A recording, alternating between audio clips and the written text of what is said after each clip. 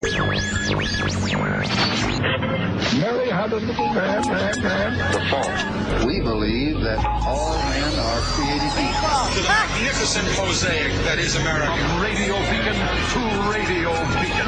I have a dream today. Change has come to America. Believe me. Help is on the way. Knock, knock. Who's there? It's a figment of your imagination. Randi Rhodes Show. Turn up your mind.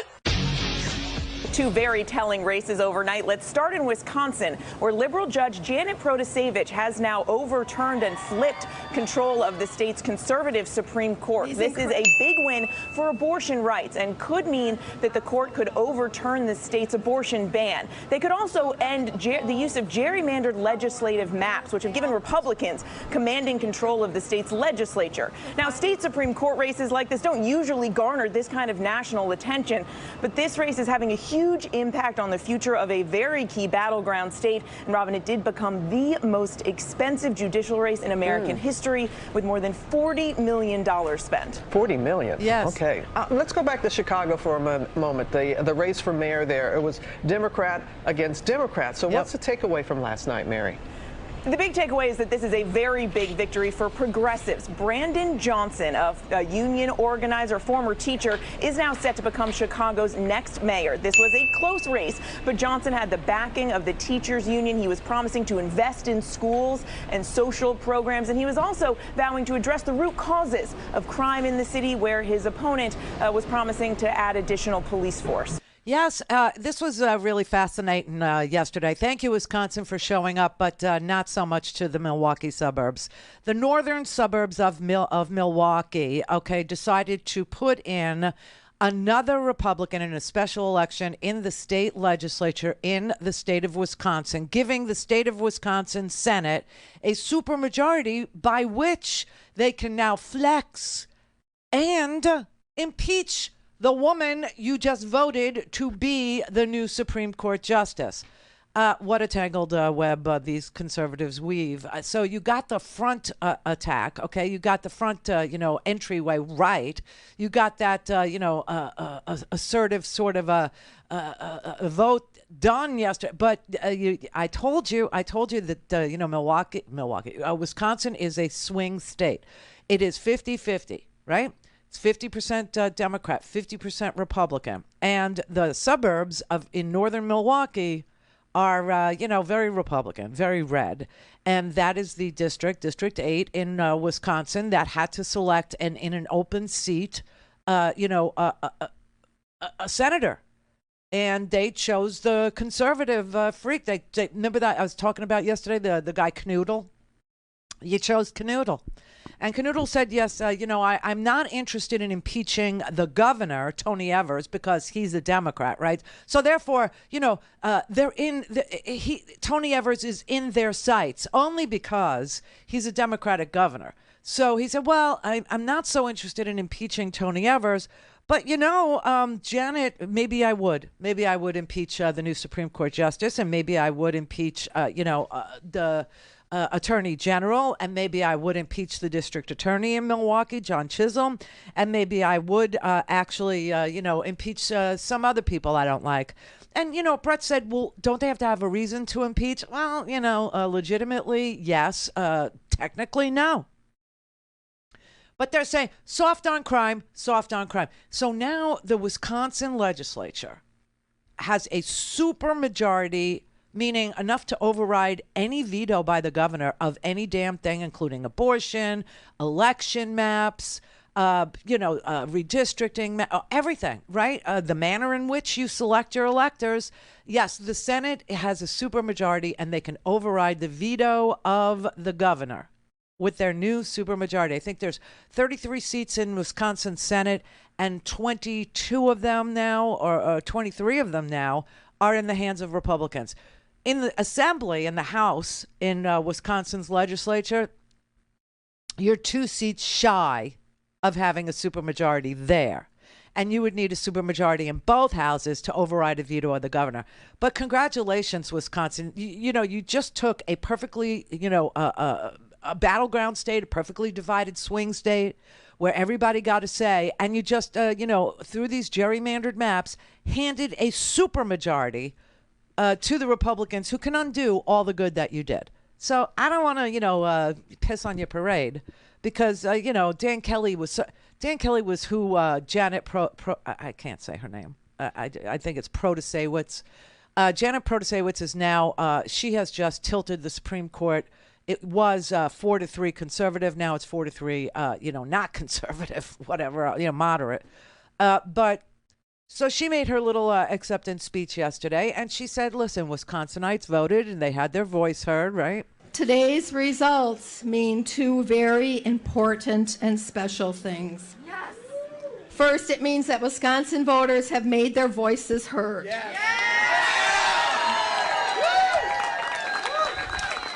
They've chosen to reject partisan extremism in this state. And second, it means our democracy will always prevail.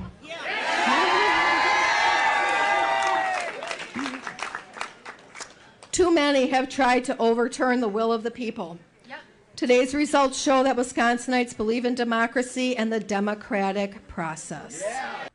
Well, I mean, I understand why she's taking a victory lap. It was a hard-fought campaign. There's no doubt about it. And the person that she was running against had already, been a Supreme Court justice. I think he did his 10 years. And through those 10 years, people complained about him. They told people who were voting for a new seat, for a new justice, that this guy was a problem. And people sort of rejected him. But he wasn't having any of it. The guy's name is Dan Kelly. You don't have to remember his name because you probably never hear from him again. But here's Dan Kelly saying, I really wish my opponent was worthy of a concession, but she's not. Now, this didn't turn out the way that we were looking for. And I think there are a couple of reasons for it, and I think we need to address them head on. And it brings me no joy to say this. I wish that in a circumstance like this, I would be able to concede to a worthy opponent. Oh, my God. But I do not have a worthy opponent to which I can concede. This was the most deeply deceitful, dishonorable, despicable campaign I have ever seen run for the courts. It was truly beneath contempt. Now, I say this not because we did not prevail. Yeah, right. I do not say this because of the rancid slanders that were launched against me. Rancid. Although that was bad enough. But that is not my concern. My concern is the damage done to the institution of the court. My opponent is a serial liar. Oh, my God. She's disregarded judicial ethics. She's demeaned the judiciary with her behavior. And this is the future that we have to look forward to in Wisconsin. You dodged a bullet, Wisconsin. I don't know, Randy. He seems like an even-keeled, classy kind of guy that should be on any court. Keep it classy. Keep it classy, Super Kelly. classy, dude. He lost by 10 points. I mean, it wasn't even close, okay? It really wasn't. And now the Wisconsin Supreme Court is, 4-3 majority, not conservative. He was part of that conservative bloc. But listen, the Supreme Court in Wisconsin is going to have to decide whether a law from 1849 regarding a woman's right to privacy in her own person stands. You can bet that will not stand. The gerrymandered legislative maps, the election administration, meaning whether or not you actually will have elections in Wisconsin. Because, each state chooses the manner in which each state selects the slate of electors.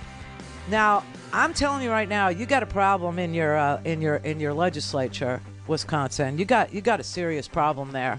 And I just know that you're going to have to pay a lot of attention to every single bill that comes out of the House and the Senate in Wisconsin. We all will.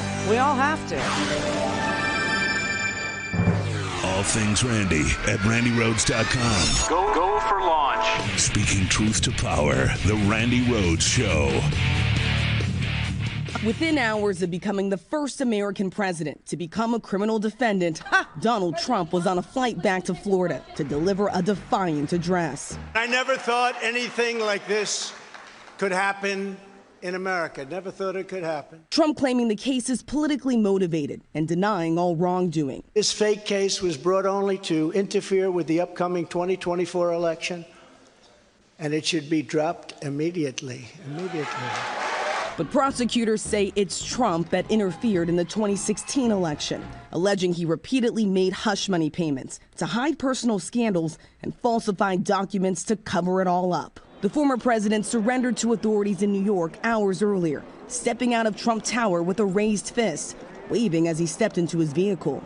Inside the courthouse, Trump was treated just like any other criminal defendant. Not really. Arrested, fingerprinted, and processed, but no mugshot or handcuffs. Right. President Trump, will you come speak to us? President Trump? Trump remaining silent until he entered the courtroom, then pleading not guilty to all 34 felony charges. Still cameras only allowed inside for just a few minutes, capturing this image. The former president at the defense table, stone-faced with his hands in his lap. Prosecutors say Trump orchestrated a criminal scheme where he repeatedly and fraudulently falsified New York business records to conceal criminal conduct that hid damaging information from the voting public during the 2016 presidential election. Catch and kill scheme. That is a scheme to buy and suppress negative information to help Mr. Trump's chance of winning the election. The indictment alleges Trump worked with his former lawyer and fixer Michael Cohen and his friend, former National Enquirer publisher David Pecker, to direct hush money payments to at least 3 people. The most well-known case, the $130,000 paid by Cohen to porn actress Stormy Daniels in the campaign's final days. But prosecutors allege the National Enquirer also paid $150,000 to former Playboy model Karen McDougal. Both women say they had affairs with the former president. Trump says they did not. And prosecutors allege the Enquirer promised to act as the eyes and ears for the campaign, even paying off a Trump Tower doorman who was trying to sell a story about Trump fathering a child, which the tabloid later concluded was not true. 34 false statements made to cover up other crimes. These are felony crimes in New York State, no matter who you are. We cannot and will not normalize serious criminal conduct. Okay, so, I've spent a little time looking at this entire last, 5-6 years of, Donald Trump wiggling out of every illegal thing that he ever did. And this indictment does not say, and this is the problem. And I said, look, if the indictment comes down, and the indictment tells a story about tax fraud, and the indictment tells a story about more than election, campaign violations, then let it rip, right? Let the chips fall where they may. Donald Trump has a chance to go to court. Donald Trump has the world's, most expensive lawyers. He's had hundreds of lawyers in his life. He's been sued hundreds of, if not thousands of times. He knows his way around the courtroom. He is not some sweet little country mouse. He isn't, somebody who is unfamiliar with what's needed to fight charges. Okay. But if this is only about hush money payments, if this is only about, funneling money through a law firm and Michael Cohen taking out a home loan, paying it to Stormy Daniels, and then trying to conceal that payment, well, then I don't know whose side Alvin Bragg is really on. But I will tell you this right now, okay?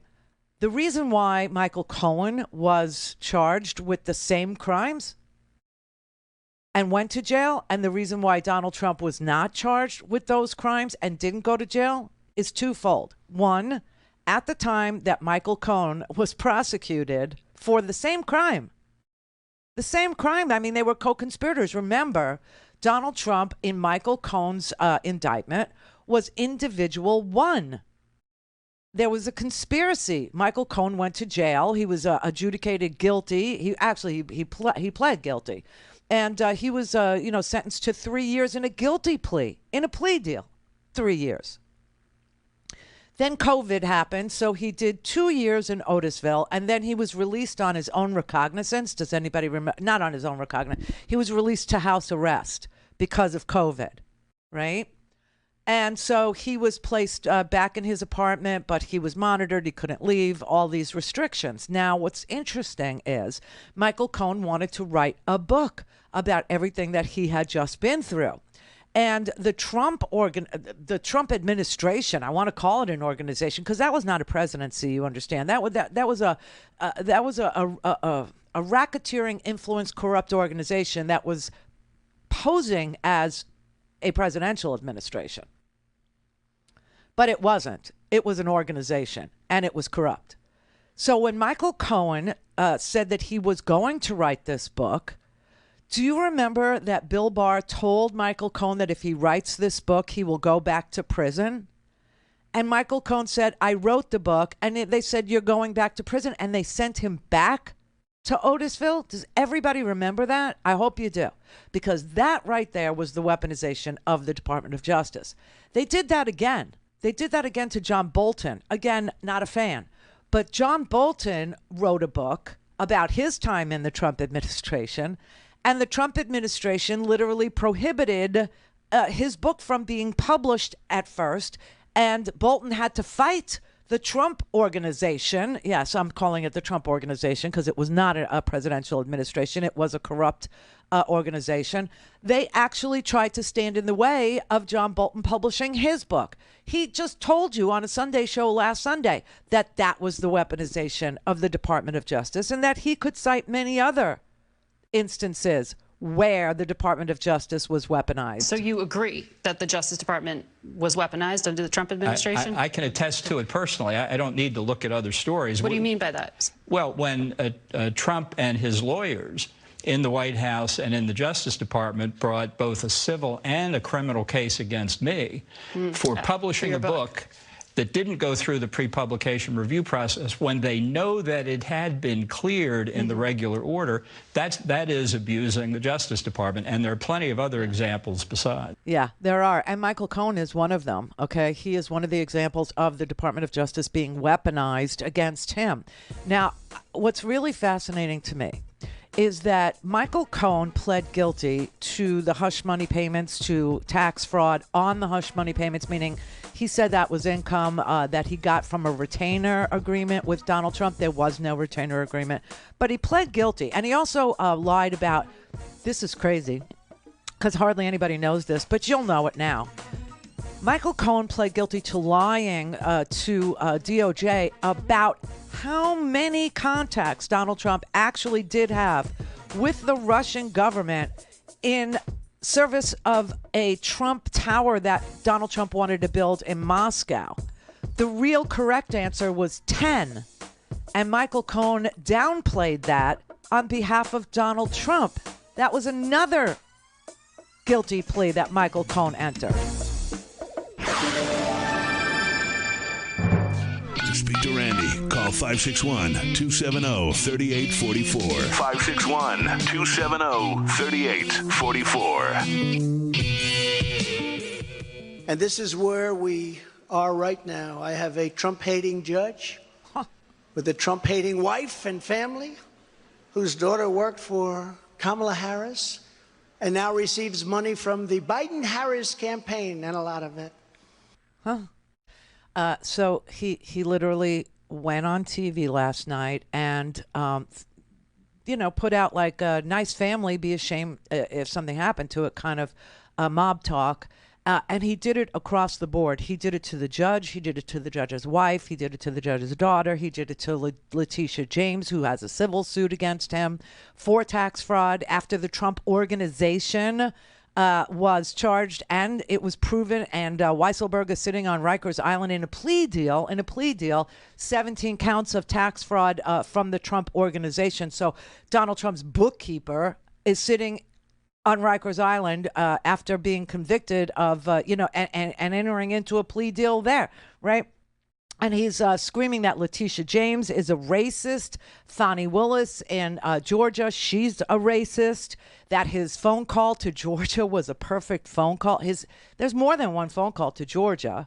There was a phone call that we all know that got real famous real fast because it was dead to rights. Donald Trump trying to fix an election, because that's all Donald Trump knows how to do is fix things. He knows how to cheat. He knows how to defraud. He knows how to lie. He knows how to steal. That's Donald Trump's forte.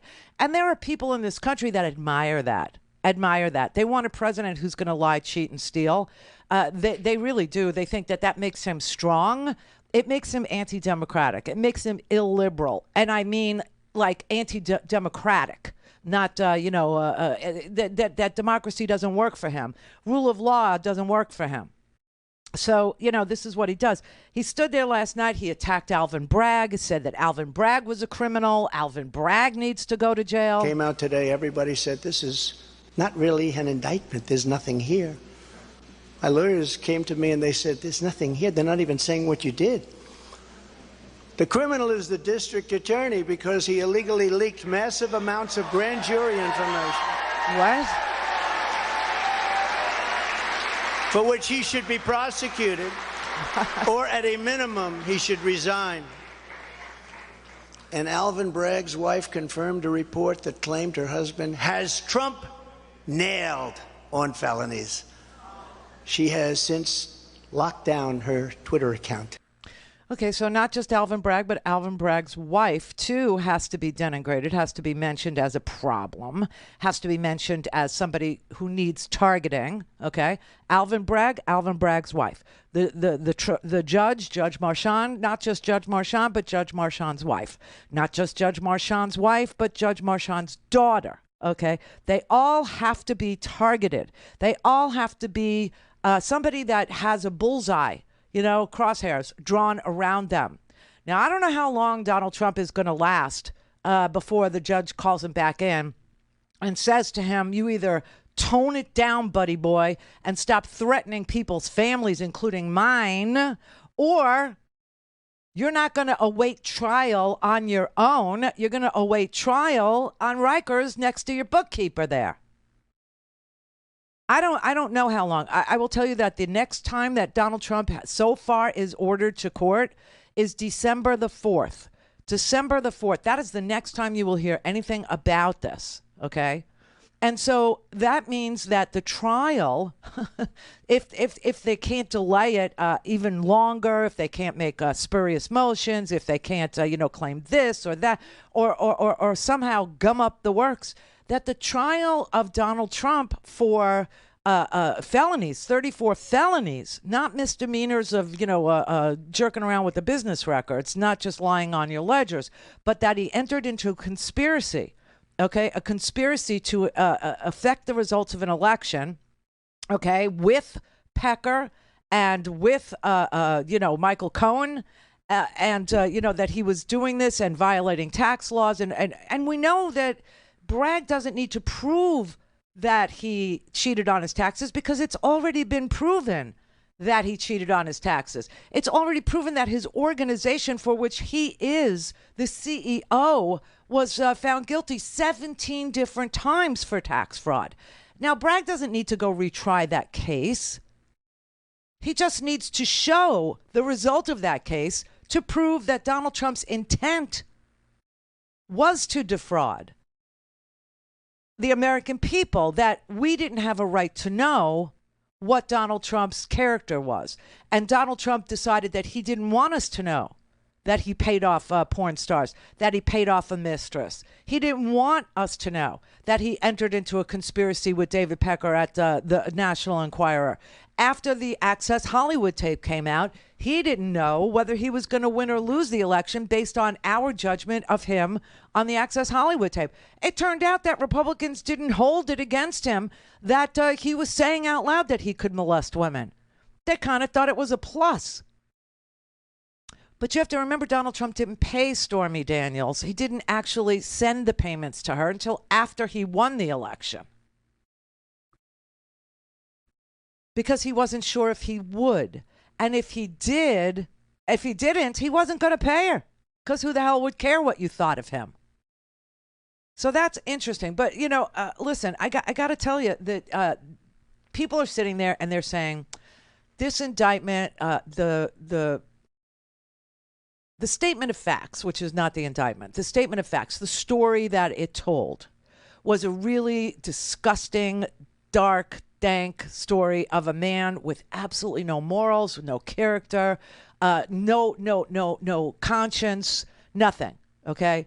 And that he was going to, listen, the idea that he could have written her a check and given it to her and said, sign this NDA and that will be the end of it, that was totally something he could have done, but he didn't.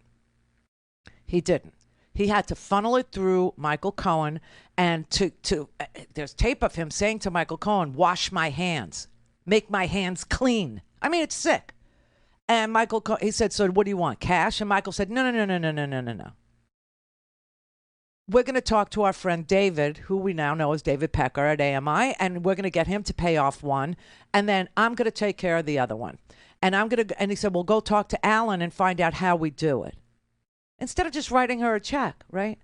So we don't have to prove anything more than what's in the indictment. What we have to show is intent to commit these felonies, and you already have that.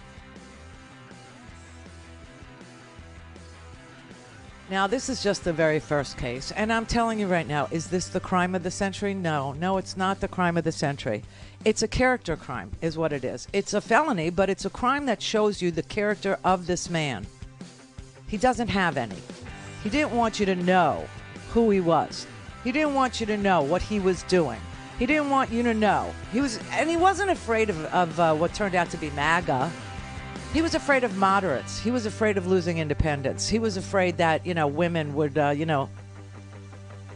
think that he had a pattern and practice of paying women off after he had used them or abused them. And that was the truth. That's what he did do.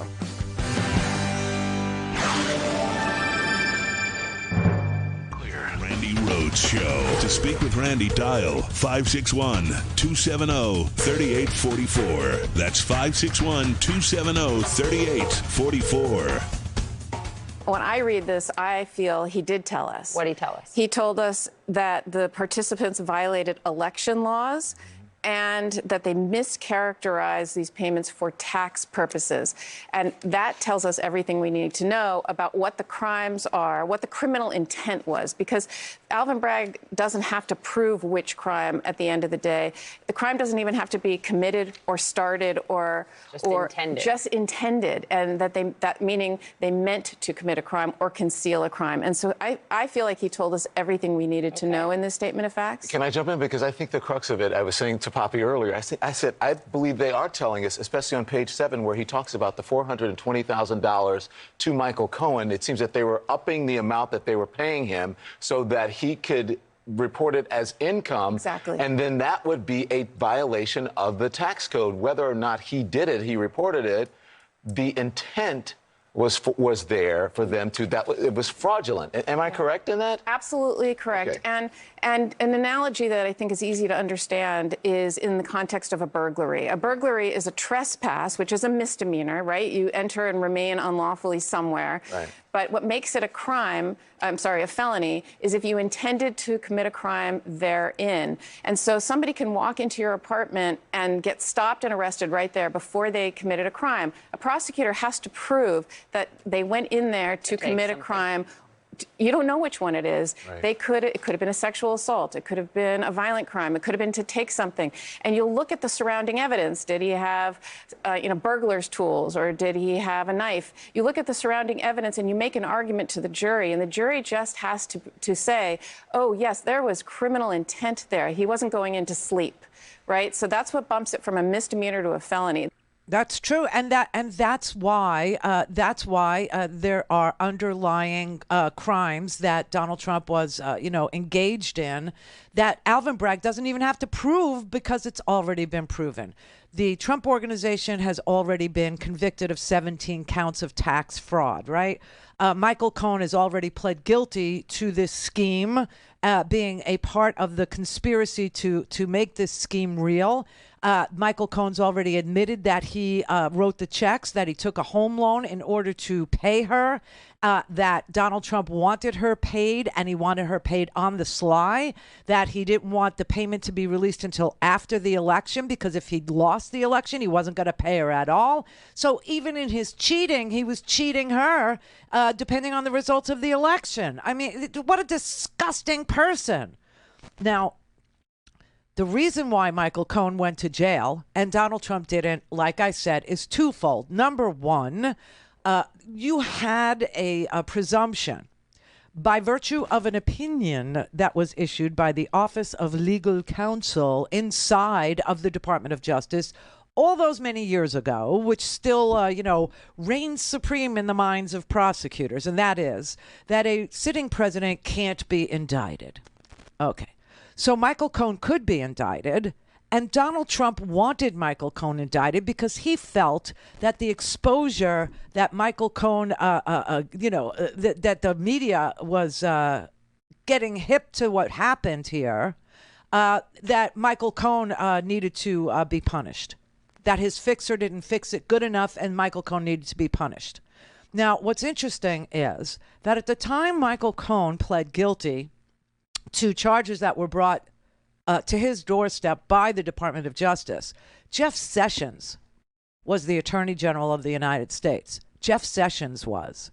And Michael Cohen was, entered into a plea deal because, he understood that he was facing lots of time in jail because of, doing this in service of campaign fraud, in service of the tax code, meaning you were going to claim this as a retainer and income when it wasn't. All of this could have landed Michael Cohen in jail for like 10, 20 years. So he entered into a plea arrangement, right? And he pled guilty to a whole bunch of crap. He pled guilty to the tax fraud. Now we understand what the tax fraud was. It was that he was going to claim this $420,000 as, retainer money when it was clearly a reimbursement of a payoff to a porn star in service of an election, to rig an election in Donald Trump's favor. And so there was tax crime there. Well, anyway, what's really important to know is that because Donald Trump was president, he couldn't be indicted, but he was individual one in what became the information, what became, the Michael Cohen case, and that there was a conspiracy between Michael Cohen and individual one to defraud the people of the United States, right?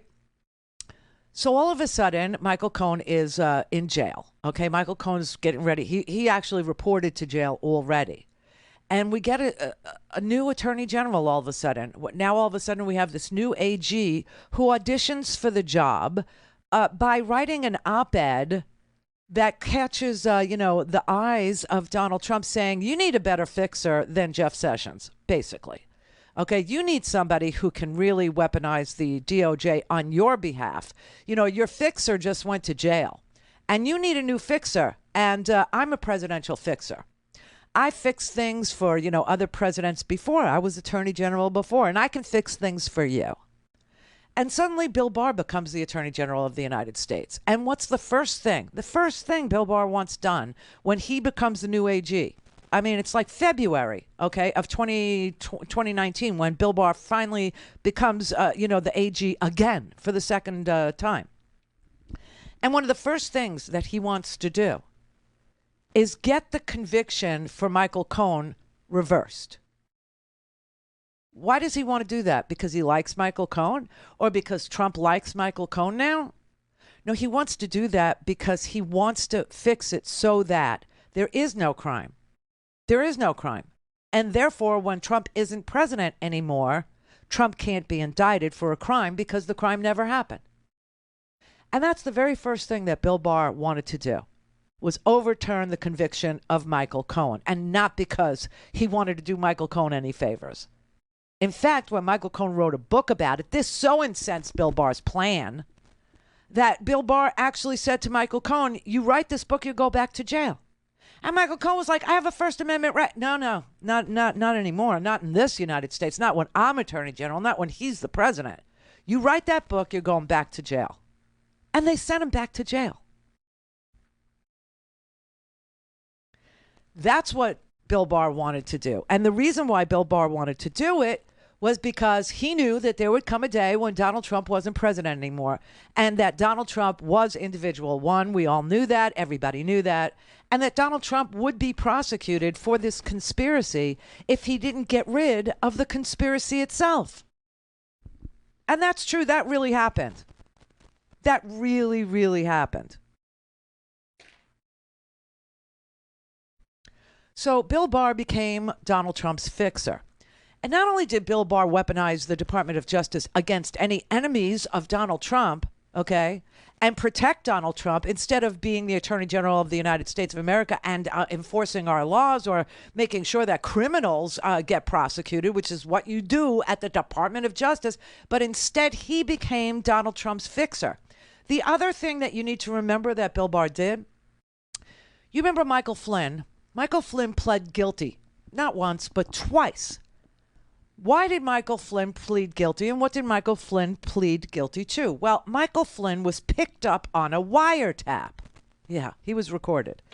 And he was back-channeling to Russia Ambassador Sergei Kislyak a promise that if Russia continued to troll and insert itself into the election, if Russia continued to, put these ads on Facebook and pay for them in rubles like they were doing, if Russia continued the troll farm out at St. Petersburg with Prigozhin, who's now the Wagner mercenary dude, right? If all this went well and Donald Trump won with the help of Russia, then Michael Flynn was promising Sergei Kislyak that the sanctions that were put on Russia as a result of Russia annexing Crimea under the Obama administration. Obama put sanctions on Russia because they didn't want to go. I mean, nobody wanted to go to war with Russia.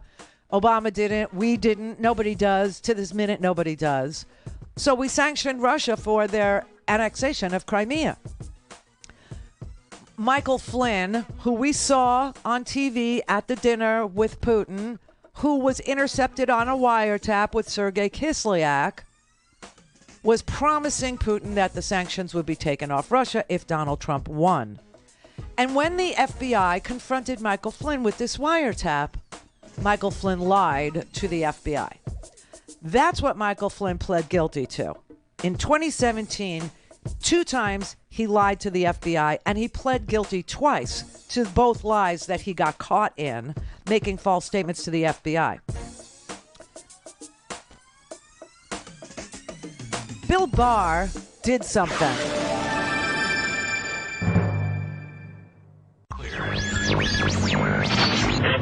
Mary had a little man.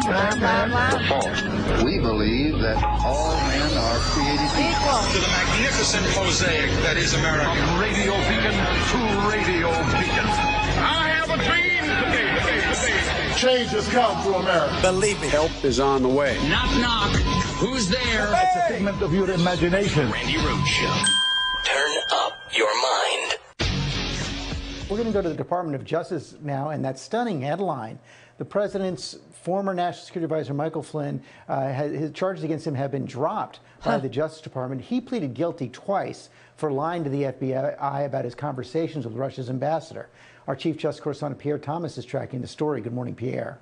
George, good morning. In what some are calling an extraordinary move, the Justice Department essentially blew up the first major prosecution by Special Counsel Bob Mueller. And the department appears to be saying that the FBI should never have interviewed Michael Flynn in the first place. 29 months after leaving this courthouse in shame, following pleading guilty to lying to the FBI, the Justice Department that convicted Michael Flynn now seeking to throw out the case. In a highly unusual and perhaps unprecedented move that shocked some law enforcement officials, the department seeking to throw out a conviction where the defendant had admitted to his crimes twice in open court. Flynn's guilty plea centered around lying about his contact to then Russian ambassador Sergei Kislyak. He was fired for misleading the vice president about his communication with the ambassador, and when confronted by the FBI, lied again. I fired him because of what he said to Mike Pence. Very simple. No career prosecutor signed on to the motion to dismiss. including the special counsel prosecutor who had worked the case. But Attorney General Barr's hand-picked acting U.S. attorney for the District of Columbia concluding that Flynn's prosecution was unjustified and that the lie he told the FBI was, quote, not material because the Bureau had decided to close an investigation into whether Flynn had been compromised by the Russians before they conducted the interview. Now, the president who forced Flynn out is calling him a hero. He was an innocent man. He is a great gentleman. And the president directed more fire at the FBI for a Russia investigation that he believes should never have been started. They're dishonest, crooked people. They're scum, and I say it a lot. They're scum. They're human scum. Critics complaining overnight that Barr is simply doing the bidding of the president in trying to systematically undermine the Russia investigation. This morning, House Judiciary Chairman Jerry Nadler calling for an Inspector General investigation. And that Inspector General investigation did occur. It did happen. And here is what the Department of Justice Inspector General found. Now, the reason why Bill Barr was saying we have to get rid of the Flynn conviction, we have to get rid of it, is because the Flynn conviction would also expose Donald Trump to the obstruction of the Mueller investigation after the president wasn't president anymore. And so Bill Barr was, called in to fix all of this stuff that Jeff Sessions was doing. Jeff Sessions was literally prosecuting people for lying to the FBI, a la Michael Flynn, who was caught on a wiretap, promising the Russian ambassador that should you support Donald Trump and continue to support him to right into the White House, Donald Trump will take the sanctions off of Russia. Donald Trump will do that for you. So that's why you have to continue to support him. And when he was asked about it during Crossfire Hurricane, Flynn lied to the FBI. And the FBI had him on a wiretap. The FBI had him on video. We saw it. He was sitting there in Russia with Vladimir Putin at Vladimir Putin's dinner table. Okay? We all saw the evidence. Well, Jeff Sessions saw it too and decided that he was going to prosecute Flynn. Flynn lied to the FBI, and that became the crime. Okay? And so Flynn was asked to enter into a plea deal or not. He said he wanted to. He entered into a plea deal for lying to the FBI 2 times about 2 different things during Crossfire Hurricane. Okay, the same thing with Michael Cohen. Michael Cohen was prosecuted for funneling and laundering money payoffs to Stormy Daniels and to Karen McDougal. One using a home loan and then getting reimbursed through the Trump Organization, which was a way to launder the payments, right? And the other was David Pecker doing it at AMI, at the media company that owned the Inquirer. Well, David Pecker entered into a non-prosecution agreement with the Department of Justice, right? He was ready to just, sing like a canary, but he first wanted protection. He wanted a non-prosecution agreement, which he got. When all this started to, make itself known to Donald Trump that this could come back and bite him in the ass on the day that he's not president anymore, Donald Trump decided 2 things. One, he would always be president, always, because if he wasn't, there was a chance that he would be prosecuted. And 2, these cases could be disposed of with the right kind of fixer. And those cases, once they were disposed of, didn't exist and therefore could never come and bite him in the ass. So Donald Trump actually was turned on by Bill Barr's, his romance when he wrote this, op-ed in the paper telling him, I got this. I know just how to do this. I know just how to fix this for you. But Sessions ain't the guy. He's screwing you, and you don't even know it. He doesn't even know it. It's not that he's a bad guy. It's that he's stupid. And you need to get rid of him, and you need to get hold of me, and I will fix everything. Because Crossfire Hurricane, if you say that the premise upon which Crossfire Hurricane was started, the predicate for all these charges, wasn't real or was bogus, then the charges all can be washed away too, and there's no exposure for you once you're not president anymore. And Donald Trump liked the sound of that, and so he actually fired Jeff Sessions and hired Bill Barr. So now let's, remember that we've already had the Inspector General's investigation into whether or not Michael Flynn, whether the investigation into Flynn's lying was justified, whether Michael Cohen was just. So on Crossfire Hurricane, whether that was opened legitimately, The Inspector General found, quote, I'm reading from the IG report, we concluded that the quantum of information articulated by the FBI to open the individual investigations of Papadopoulos, Page, Flynn, and Manafort in August of 2016 was sufficient to satisfy the threshold established by the department and the FBI. Okay? So they totally screwed Bill Barr in their finding. Bill Barr's entire MO was going to be to say that the Mueller investigation was predicated on something that didn't need to happen. That the Mueller investigation, that Crossfire Hurricane, that the whole investigation was garbage. And garbage in, garbage out. So the IG, after he interfered to get Michael Flynn off, which he did, everybody was like freaked out. What do you mean? He pled guilty, but he pled guilty twice. Not just once, but twice. Now, all these years later, a new AG is going to come in and he's going to say that he shouldn't have even been asked these questions about why he was caught on a wiretap talking to Kislyak, telling Kislyak, giving him guarantees on behalf of the Trump campaign that should Trump become president, sanctions will come off of Russia. That was an illegitimate question that the FBI asked him about. And that was Bill Barr's game. That was all Bill Barr's doing, okay? And it's really disgusting. It's really, amazing. But once he disposed of the Flynn, he felt emboldened, Barr did. And he said, you know what? We also need to get Michael Cohen's case thrown out, even though he's already in jail. We need to get that case thrown out. No, why? Because that case will come back and bite you in the ass on the day that you're not president anymore. That case is still a live case because in that case, there's a conspiracy that's been alleged. And Michael Cohen pled guilty to it. So it's a live conspiracy case with one of the conspirators already pleading guilty. You are the other conspirator. That will come the day that you're not president. And you will be charged with that. We need to do something about that. And what I'm suggesting you do is we drop the Cohen case, that we actually vacate the Cohen case. We say it didn't happen, it didn't exist. Michael Cohen was wrongly convicted, just like Flynn. And that way it goes away. And when you're not president, nothing can happen to you. And Bill Barr went about trying to do that too. And how did he do that? He called SDNY in New York that was investigating it. It on TV. All things Randi at RandiRhodes.com. Go for launch. Speaking truth to power, the Randi Rhodes Show. The Southern District of New York, at the same time as ourselves at the Manhattan District Attorney's Office, we're looking at the so-called hush money payment issue. And then we learned from the Southern District of New York that they asked us to stand down.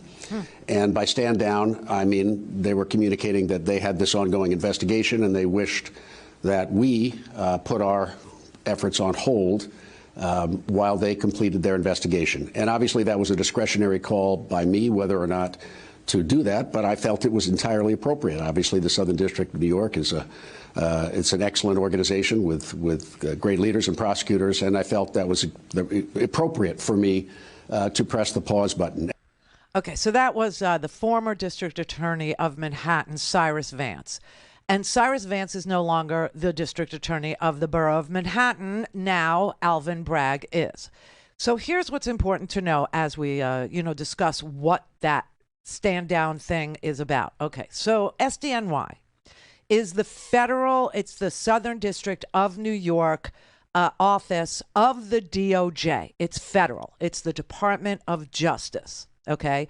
And your ultimate boss when you work in the Southern District of New York, even though Southern District of New York prides itself on being very independent from D.C., from Washington, Southern District of New York's ultimate boss is the Attorney General of the United States. At that point, it was Bill Barr. And Bill Barr wanted to kill the local investigation into the Michael Cohen hush money payments and the local investigation into the Trump Organization and tax fraud and the local investigation that was a civil case that was going on.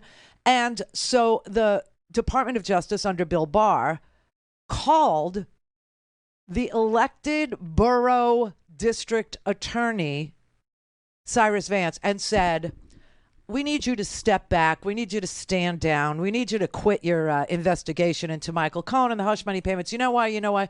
You're stepping on the Department of Justice. And the Department of Justice has this very large investigation going on. And we're going to look into all of these matters. And so you need to pause your investigation while we do ours.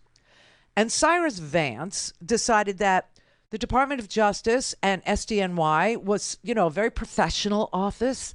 They had always had, this reputation for being independent of the Department of Justice, even though they are the Department of Justice. And so he would defer and he would shut down his investigation into Michael Cohen. Now, Cyrus Vance has a reputation for doing that with the Trump family before, and it didn't look good to New Yorkers. New Yorkers weren't having any of it because Cyrus Vance was looking at Ivanka Trump, okay, and also Junior for some time before Donald Trump was president for fraud that went into the sale of the Trump property in the Village in Manhattan, Trump Soho. And he was, he was talked into or decided that he wasn't going to go ahead and prosecute them for some fraud that he had found happened with the sale of apartments in Trump Soho in that building. So Cyrus Vance had a bad reputation with regard to prosecuting the Trumps prior. Well, Cyrus Vance is no longer the district attorney, as we all know, and Alvin Bragg is. And the district attorney in Manhattan represents the borough of Manhattan, and the state of New York is his boss, okay? Not the feds. It's a state thing. And so Alvin Bragg, after Cyrus Vance was told to stand down and said he agreed to do that, Alvin Bragg comes in and Alvin Bragg goes, I don't agree to do that. I'm doing an investigation. Know why? Because the Trump Organization was just convicted on 17 felony counts, okay? 17 guilty convictions for Donald Trump's companies. Something real is going on. Something prosecutable is going on. This is a fraudulent company that, laundered money for this hush money payment. And Donald Trump did it to, hide the payment. Michael Cohen went to jail for this crime. Donald Trump's not the president anymore. Bill Barr is not the AG. DOJ isn't, the SDNY doesn't answer to Bill Barr anymore. I'm going to do it. I'm doing it.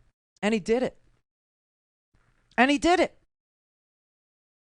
Now, Bill Barr has subsequently admitted to, inserting himself into the Roger Stone case, into the Michael Flynn case, into the Michael Cohen case.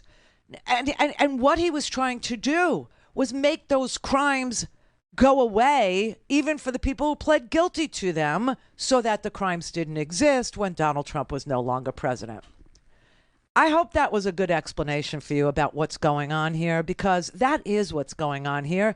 And what's really frightening and gross is that Donald Trump stands on the stage and accuses Merrick Garland's Department of Justice, accuses Alvin Bragg's district attorney's office in the state of New York in the borough of Manhattan of doing exactly what Donald Trump's Department of Justice and what Cyrus Vance in Manhattan actually did in service of Donald Trump.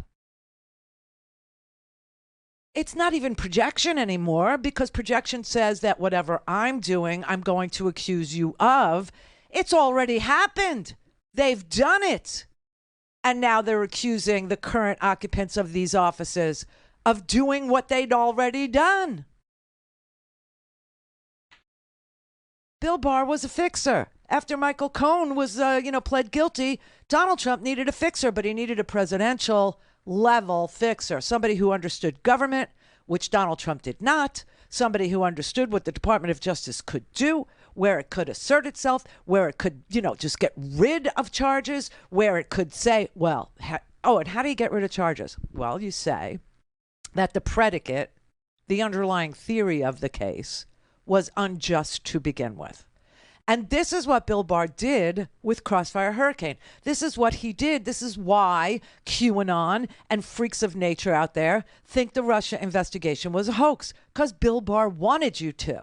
And that's why Bill Barr got out ahead of the Mueller report 3 weeks before he allowed you to see the redacted Mueller report, 3 weeks before, and told you, nothing to see here, move along. This droid means nothing to you. And literally use the force on you to try and blank out your mind from the fact that Flynn did plead guilty, from the fact that Manafort was in jail. In fact, Bill Barr got Manafort released from jail. Does anybody remember that? Your reaction to the release of Paul Manafort from prison? Well, it's highly suspicious. It seems to be another step in the politicization of the Justice Department, where the president's friends, people the president supports, are treated one way and everybody else is treated the other way. Just another example, like the outrageous decision to drop the prosecution of Michael Flynn after he stood up in court and swore under oath that he was in fact guilty. So now everybody can see what has been going on at the Department of Justice in the Trump administration with the former Attorney General Bill Barr showing up and volunteering to be the new Michael Cohen, to be the new fixer. And in order to fix all of this crime, all of this, accountability, he had to say none of it happened. Call in, connect. To speak to Randi, call 561-270-3844. 561-270-3844. Reaction to the release of Paul Manafort from prison? Well, it's highly suspicious. It seems to be another step in the politicization of the Justice Department, where the president's friends, people the president supports, are treated one way and everybody else is treated the other way. Just another example, like the outrageous decision to drop the prosecution of Michael Flynn after he stood up in court and swore under oath that he was in fact guilty. This is unprecedented, and we have a real problem with the Justice Department being subverted and politicized to be the personal agent of the president instead of the Department of Justice of the United States. We reported the history of Bill Barr and this committee you run. Are there any plans to have Mr. Barr come back in to address all of this? Well, yes. He had agreed to come in and testify before the committee on March 31st, as you pointed out, and that was put off. We've been in communication with them. And now that the District of Columbia has extended the stay-at-home order till June 8th, we are saying that we expect to see Barr in front of our committee on June 9th, the very next day. So Bill Barr actually did go in and, he was like, yeah, whatever, it's, I interfere, Flynn, the predicate for the case, started talking legalese, basically saying the predicate for the case, that Michael Flynn pled guilty to was, erroneous. And so fruit of the poison tree, meaning if you opened up a case into Michael Flynn based on Crossfire Hurricane, which I'm telling you was a hoax. It was illegitimate, okay, even though Mueller found, he indicted 37 people, and Donald Trump was guilty of obstruction of justice 10 different times, but he was president, so he couldn't be prosecuted. So Bill Barr understood what his job was, and his job was to say that the predicate for the entire Crossfire Hurricane investigation and anything that came from it, including Michael Flynn's confession of guilt, that it was all fruit of the poison tree, that it all had to be wiped away. All of it. Manafort, Flynn, everybody could, free pass because the predicate was wrong. There was no reason to open Crossfire Hurricane. And finally, in the end, we had the IG's report, and the IG at the Department of Justice said, No, that was a legitimate, predicate. That was a legitimate case that actually legitimately interfered in the 2016 election. The Russians had a troll farm. You indicted, because we don't have extradition with Russia. There will never be a trial of the people indicted as being the interferers in the Russian portion of the Russian interference into the 2016 election. And it's only because we don't have extradition.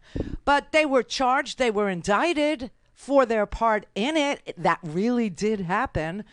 Michael Flynn really did go sit and have dinner with Putin. Michael Flynn really did plead guilty after he was confronted with intercepts, with wires, with wiretapped intercepts.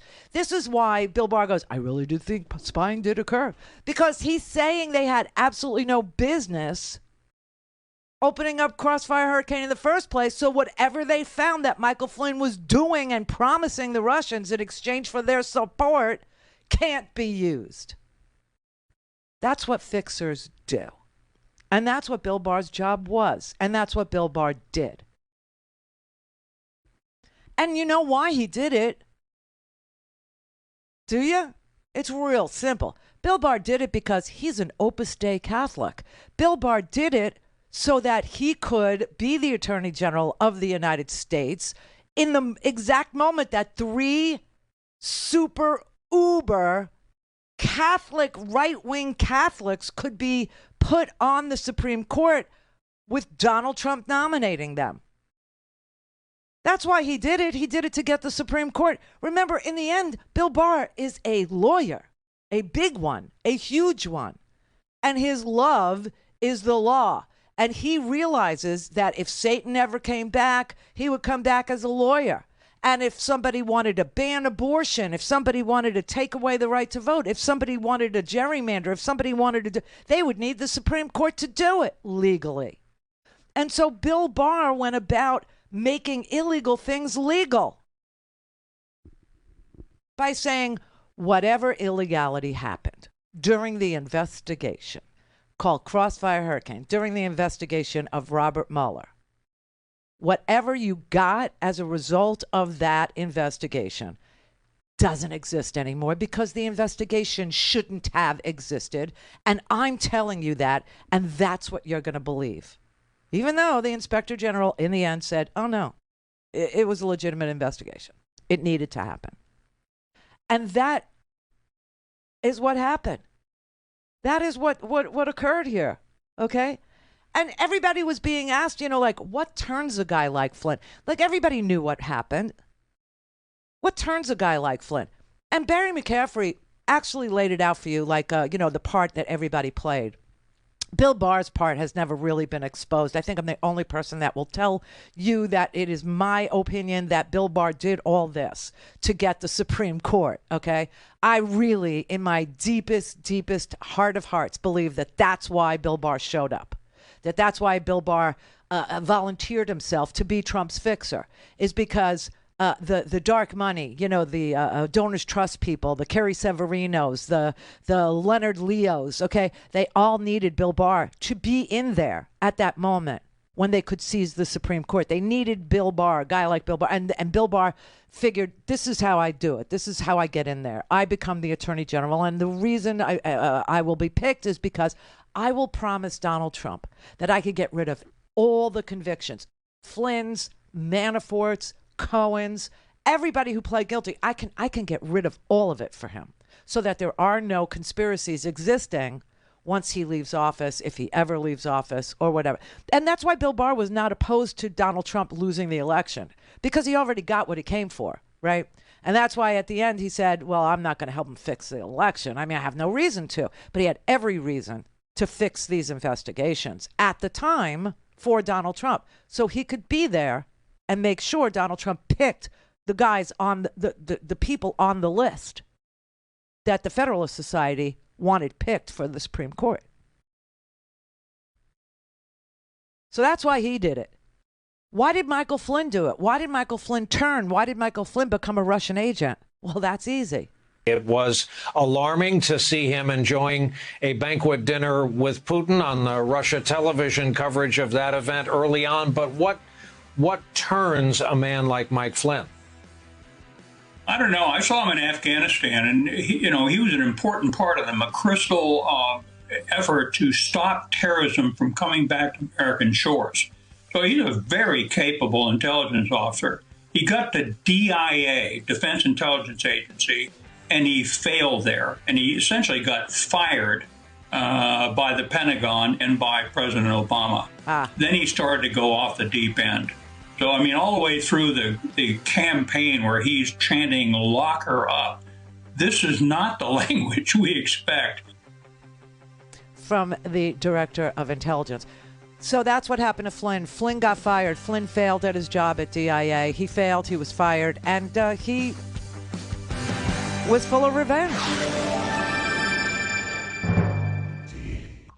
This is the Randi Rhodes Show. To speak with Randi, dial 561-270-3844. That's 561-270-3844. Jeffrey Berman was the U.S. attorney in SDNY, the federal prosecutor's office in Manhattan, while all this was happening. And Jeffrey Berman technically was recused from directly overseeing this case. The hush money case, because he had been part of the Trump campaign before he was appointed U.S. attorney. Right. And he thought that might have seemed like a conflict of interest, given that the case involved fraud allegations about campaign expenditures. So he was technically recused from overseeing the case, but he was in charge of the U.S. attorney's office when this case went to court. And in his book, in this book, Holding the Line, that Jeffrey Berman published about his time as U.S. attorney in SDNY, he explains in detail that Maine justice under Trump reached into SDNY and intervened with the prosecutor's office in Manhattan to protect Trump in this case. Yep. He says it explicitly. This is from page 24 of Jeff Berman's book. Quote, the first time Maine justice intervened, even though I was not overseeing the Cohen case, I still had to deal with other issues involving it, all of them deriving from the same source, Maine justice and its attempts at interference. The first time Maine justice interfered was when the information was being finalized. Information is a term of art in this context. After Michael Cohen agreed to plead guilty, the charging instrument against him became an information rather than indictment. So that was the title of the document that Berman is referencing here. It was an information. It was about 40 pages long, he says. And it, quote, referenced a person identified as Individual One as having acted in concert with Michael Cohen. Right. He says, quote, there was zero doubt as to the identity of Individual One. It was Donald J. Trump. Berman says, quote, consistent with DOJ guidelines, we first submitted the information to the Public Integrity Section at Maine Justice. They signed off. We then sent a copy to the Deputy Attorney General at the time, Rod Rosenstein, informing him that Cohen's guilty plea was imminent. The next day, the prosecutor in my office, who was overseeing the case, received a call from Rosenstein's principal deputy. He was aggressive. Why the length, he wanted to know. He argued that now that Cohen is pleading guilty, we don't need all this description of the crime. The prosecutor responded, what exactly are you concerned about? Rosenstein's deputy proceeded to identify specific allegations that he wanted removed from the information. Almost all of them were items referencing Individual One, Donald J. Trump. Yes. And that was all coming from Bill Barr. That was all to wipe away any conspiracy that involved Donald Trump that Michael Cohen pled guilty to, because there would come a day when Donald Trump would not be president. And on that day, Donald Trump would be prosecuted for his role in a conspiracy to launder money through the Trump Organization to pay back Michael Cohen, who then commits tax fraud. And Donald Trump commits tax fraud because he says that this is income, that this is regular income owed to Michael Cohen, but it isn't. It's a hush money payment being paid back to Michael Cohen on the sly and putting it in the ledger as income. Michael Cohen then says, well, if I'm going to claim this payback as income, you need to double it because I'm in the 50% tax bracket. Oh, and I want a $50,000 bonus on top of it. And so the number is going to be $420,000. And Bill Barr calls SDNY, the federal prosecutor in New York, and tells them this is how the indictment must read. All references to individual one must be removed. And Jeffrey Cohen, who is in charge of SDNY at this time, is recused himself from the Michael Cohen case. Why? Because Jeffrey Cohen worked on the Trump campaign. He's not some Democrat. Jeffrey Berman is a Trumper. Jeffrey Berman worked to get Trump elected. He just thought that he was getting, a Jeff Sessions, not a Bill Barr. And when Bill Barr came down the pike, he told Berman, you need to get rid of the conspiracy. What's with the speaking indictment? The man is pleading guilty. We don't need your indictment to speak. We don't need it to tell the story of a conspiracy. You hear me? Get rid of individual one. And does it happen? The revised document, now 21 pages. Remember, it had started as 40 pages. Correct. Now 21 pages, kept all of the charges to which Cohen was pleading guilty, but removed certain allegations, including allegations that individual one acted in concert with and coordinated with Cohen on the illegal campaign contributions. You know how long ago that was? But now it all makes sense. Now you can see what the fixer Bill Barr was doing. And it wasn't until this moment that I realized it was Bill Barr all along. Yes, Jeff Sessions was out. You're out, Tom. You're out. I need a wartime consigliere. And Bill Barr came in. And it wasn't until this moment that I realized it was Barr all along. And now I hope you understand what is going on in the world around Donald Trump. Now I hope you understand what a criminal it is. And you know what's really upsetting? The most upsetting point of all of this is that this man, this corrupt and fraud and fixing man, this mob boss, this guy, clean my hands, was president of the United States. That's devastating. That is just devastating. That could happen in this country, and that it did. And that we had a criminal in charge of the Department of Justice, that we had a criminal in charge of all of our government. All of it. It's devastating. Everybody suspected that there was something wrong with him. Everybody suspected he was less than above board. People understood that he had no character. He had no morals, that he did say things about grabbing women, and you could do it when you're a star. And he did have this narcissism, and he was, he was just not a person of the highest moral turpitude. He wasn't a person of good character. People understood that about him. But do you realize that this country was so strong, that this country was so worthy, that it survived 4 years of a mafia boss being in charge of all of it, and that there were people inside who refused? Because when the Department of Justice comes knocking at the prosecutor's door and tells that prosecutor, quit prosecuting, quit looking, quit asking questions, quit the investigation, just stop it. It's not good. It's not good for our purposes. But our purpose is supposed to be enforcing the law. Our purpose is supposed to be a nation of laws, not men. That's our purpose. No, it isn't anymore. The purpose of this country has completely changed. And if you don't like it, you have two choices. Either you do what I say or you resign, because that is all that a prosecutor can do in response to orders from on high to do bad things. That's it. That's all that you can do. And people did resign along the way. People tendered their resignations and said, "I'm not going along with this. This is anti-American. This is anti-democratic. This is something other than, a president, trying to achieve a worthy goal for the American people. This is a president manipulating the levers of power in order that he is never found guilty of crimes he's already committed and continues to commit while he's president of the United States, hence 2 impeachments."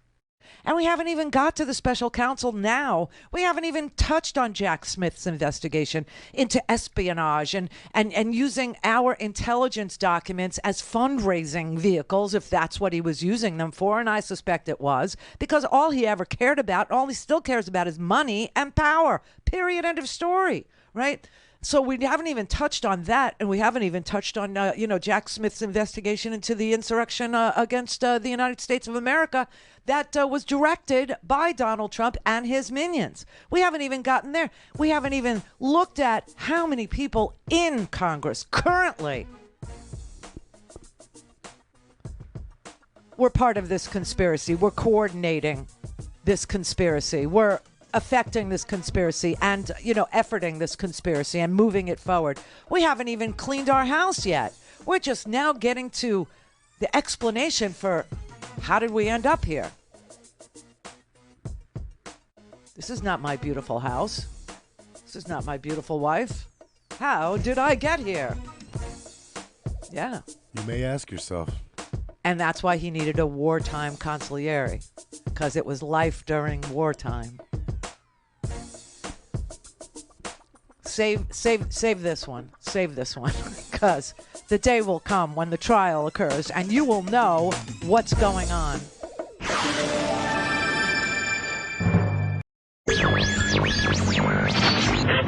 Mary had a little man.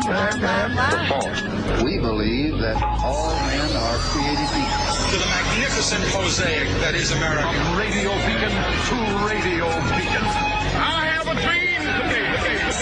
Change has come to America. Believe me. Help is on the way. Knock, knock. Who's there? It's a figment of your imagination. Randi Rhodes Show. Turn up your mind.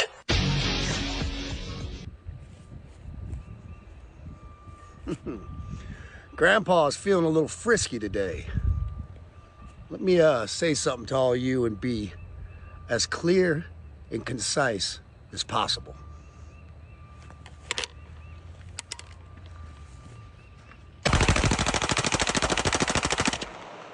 What?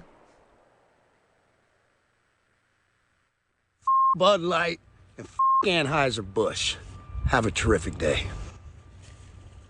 Why is Kid Rock blowing up a Bud Light? Why do you people blow up all the stuff that you like? Why do you do that?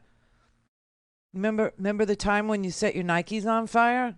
Remember that? You love Nikes. We all love Nikes. Remember the time you set them on fire because Colin Kaepernick wore them and he kneeled to draw attention to police brutality? Remember that? Remember, everybody? Remember that?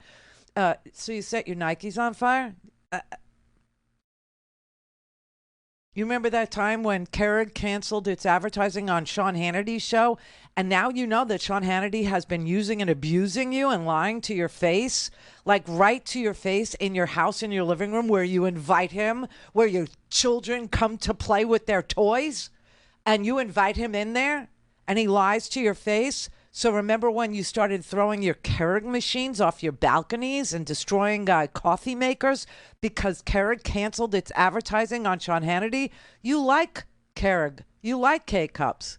You like that coffee. You could have the Starbucks. You could have the Dunkin' in the cup. You liked it. Oh, and speaking of, do you remember the time that you, literally tried to throw your Starbucks out the window because they wrote Happy Holidays on their cup instead of, Merry Christmas, and you were outraged. Why are you always destroying your own stuff? Why do you go after your own things that you like? Honestly, I'm going to have to get a gun manufacturer to endorse Joe Biden so that you will throw your guns away. This is what I have to do. I mean, honestly, country music, this is a call out, a shout out to any country music star in the audience. And yes, I know that there are some who love me. I do. I've been, VIP'd. I've been invited. I got the family pass, okay? I do. So I know that there are country music people out there that really dig, the stuff that we do. You guys need to write a song all about how guns are pro-Biden or some such thing and get people, to stop obsessing over them. I don't understand the obsession over them. I don't understand why people are, shooting at their own stuff. I don't understand why people were throwing their freaking coffee makers off balconies. I don't understand why they were setting their Nikes on fire. All to what? Trigger me? It doesn't trigger me. You're literally destroying the stuff you like. You're destroying your own crap. They sit by in Florida while Ron DeSantis wages war on Disney. I know they love Disney. They love Disney. Disney is like a way of life. They have Disney weddings.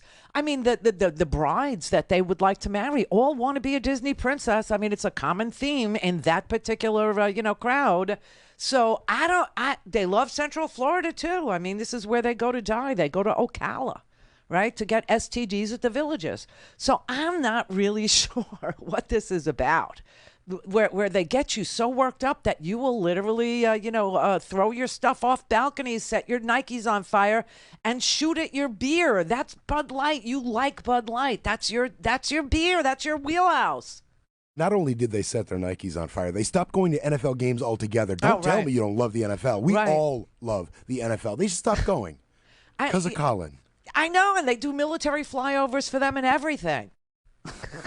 So I don't understand. Okay, so I know what this particular thing is about. So this particular destruction of the things that you like as, maggots has to do with Anheuser-Busch, who uses thousands of influencers on TikTok and Instagram and Facebook and, all kinds of social media. And they put their product in the hands of people who influence other people's likes and dislikes, right? And Anheuser-Busch actually put their product in the hands of a person named Dylan. And Dylan is a transgendered girl. And she's freaking adorable, okay? She's funny, she's adorable, and she likes Bud Light. So Bud Light did a sponsored piece on her Instagram, right? And this is what it looked like, okay? Hi. Impressive carrying skills, right? Yes. I got some Bud Lights for us. So, I kept hearing about this thing called March Madness, and I thought we were all just having a hectic month, but it turns out it has something to do with sports. And I'm not sure exactly which sport, but either way, it's a cause to celebrate. This month, I celebrated my day 365 of womanhood, and Bud Light sent me possibly the best gift ever, a can with my face on it. Check out my Instagram story to see how you can enjoy March Madness with Bud Light and maybe win some money too. Love ya! Cheers! Go team! Whatever team you love, I love too. Okay. Love ya. She's adorable. Why would you hate that? Why would you hate her? Why would you hate any like what does it cost you to not hate her? You know what I mean? Like what pocket of yours gets picked, or what law is it that infringes on your liberty or your right or to speak? What is it costing you to ignore her? If you don't like her. I know that any MAGA that's watching that and is getting kind of turned on a little bit, that's going to anger them a lot. She's adorable, I have to say. She has a really great sense of humor. And, they picked a person who, is fun and funny and, doesn't conform to whatever your norm is. But to the point where you would go and start trashing your own stuff. And not just trashing it, not just throwing it off the balcony like you did last time, or lighting it on fire like you did over Colin Kaepernick, right? Who turned out to be extremely right. But literally taking out a semi-automatic weapon and shooting your stuff with the weapon. I mean, what is that? Grandpa's feeling a little frisky today. Grandpa, you suck. Let me say something to all you and be as clear and concise as possible. I don't understand. How is this clear and concise? It's shooting things. I'm the manliest man of all the men, Randy. But he's breaking his own stuff. I mean... Bud Light and Anheuser-Busch. Okay, and... Have a terrific day. Yeah, you too, and F you. F you, kid. You and Ted Nugent, your stuff sucks so hard. It is so bad that I understand why you feel inferior to like real rock stars and real musicians and real country music artists. I understand why you feel so small. I understand why you're so diminished. I understand why, you need to be more than you will ever be by virtue of your own talent.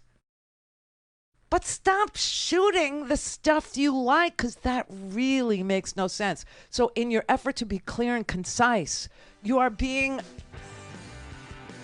totally confusing. Guns and bigotry, Randy, that's America. That's not America. America's free speech. America is equal protection. America is, there's no discrimination, supposedly. America is, you don't like somebody, you walk away. You ignore them. Unless they're, costing you money. Nobody is taking a nickel from you. Nobody is forcing you to do anything about anything because Bud Light went and found an influencer that you don't like. And that trigger, it's funny that the word trigger has to do with guys who like to shoot guns. I mean, honestly, but anyway, okay, so back to the gun thing. So in Tennessee today, the Tennessee legislature, because they're so democratic, are literally voting to expel 3 members. All things Randy at RandyRhodes.com. Go for launch. Speaking truth to power, The Randi Rhodes Show. Well, all of American media has been distracted by the Trump arraignment circus, and while plenty of clowns did show up to Manhattan for that, it seems they were outnumbered and run out of town in hilarious fashion by the natives. New Yorkers are just like, and once you go back to your trailer, your cousin's getting lonely. I loved it, right? But while that was happening, another horrific story sort of went under the radar, and for that story, we have to turn to where else? My home state of Tennessee, which continues its climb up the crazy-ass state rankings. Are Florida and Texas looking over their shoulder? Only time will tell. Either way, I hate it. Here's what happened. So as you probably know, early last week, there was a horrific school shooting in Nashville. 6 people died, 3 9-year-olds. Awful.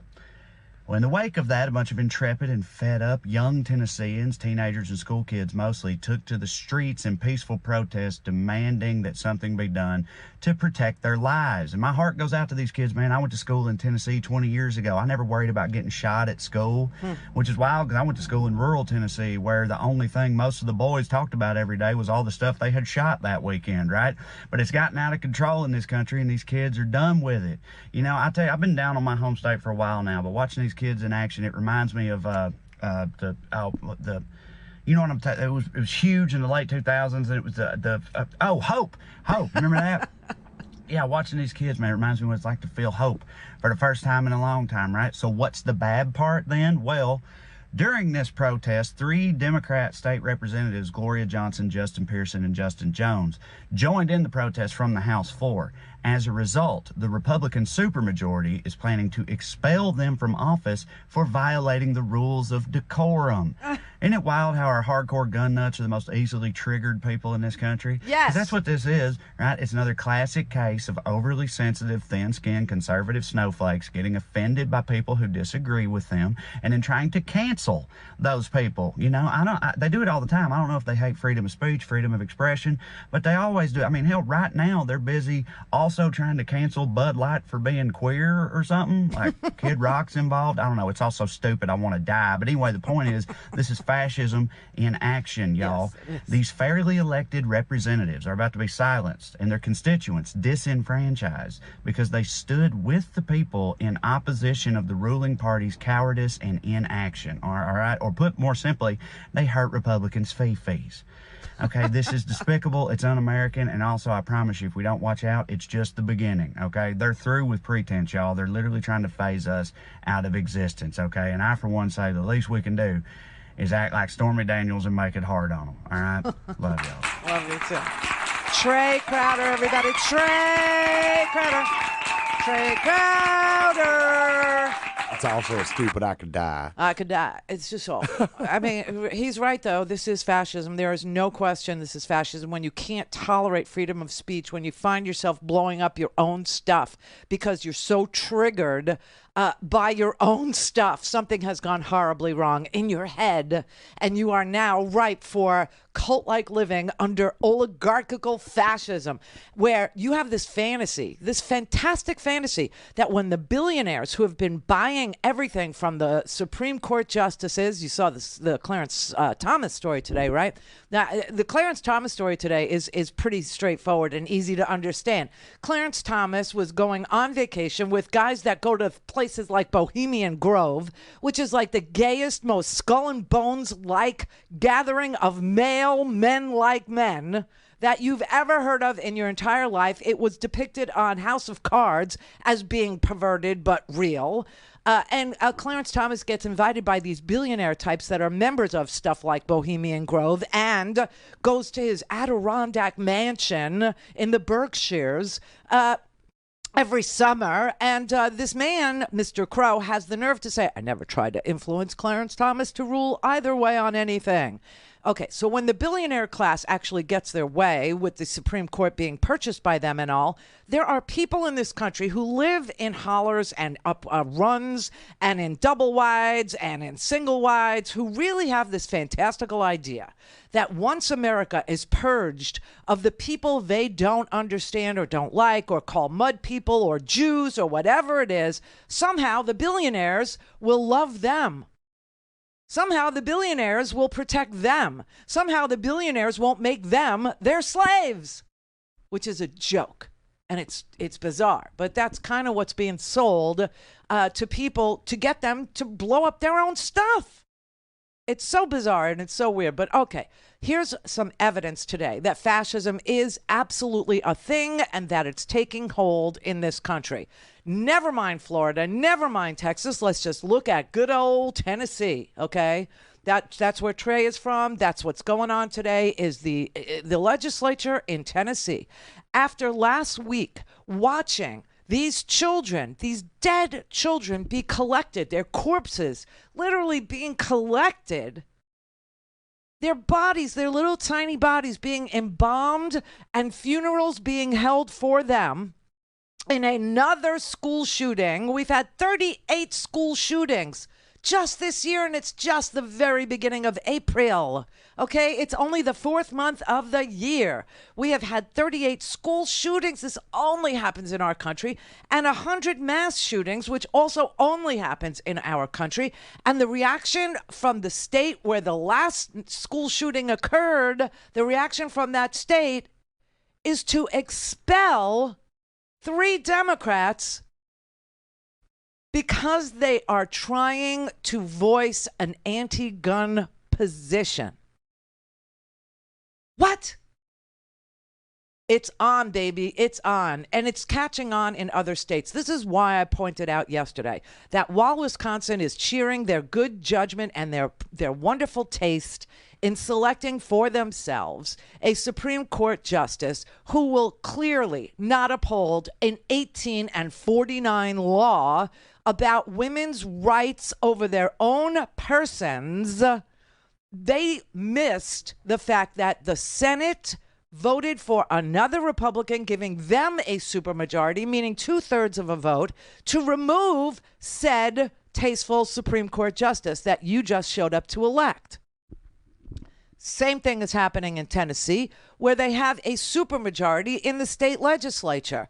And the supermajority, a 2/3 vote, is all you need to remove people you disagree with now who were duly elected by their own constituents in their own districts. Oh, it's not enough to just disenfranchise people, which Tennessee is very well known for, and so is the entire freaking South.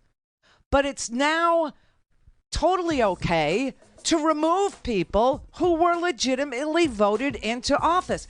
So disenfranchise as many as you can on the front end, and then on the back end, if you think that people in the district made the wrong choice, meaning it has a D after its name, then it can be removed. The dehumanization of everybody is totally happening. Totally happening. You start with the most vulnerable people in society. Children. You let them die. You say it's the price of freedom. You move on to another vulnerable population, transgender people, who are a tiny little smidge. Then you go after the entire gay community. Then you go after other minorities, Jews, blacks. And before you know it, we're living in the Turner Diaries.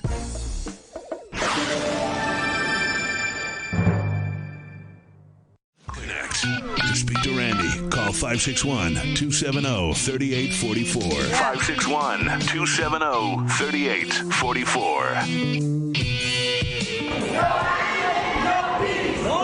3 Democratic Tennessee state lawmakers who protested with a bullhorn during a legislative session now face possible retribution from a Republican supermajority. A vote to remove them from office. Oh my God. When you realized that they were serious about expulsion, what went through your mind?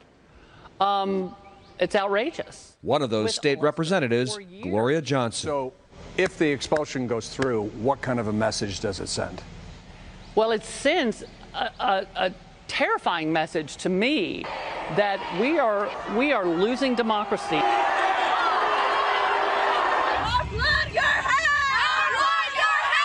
The Nashville shooting and the gun debate in Tennessee have sent shockwaves across the country. Yesterday, thousands of students, fed up with gun violence, walked out of schools they say don't feel safe. It really makes you concerned if you're going to be next. Nashville mourns those 6 lives cut short, including Catherine Kuntz, the head of the Covenant School. She was incredibly strong. Anna Cuttle was a close friend. Police say Kuntz heard gunshots and likely tried to stop the shooter. There was a confrontation, I'm sure. You can tell the way she was laying in the hallway. Her priority would have been to save the kids, even at risk to herself. Her priority would have been everyone. Everyone in danger in that moment, without reservation.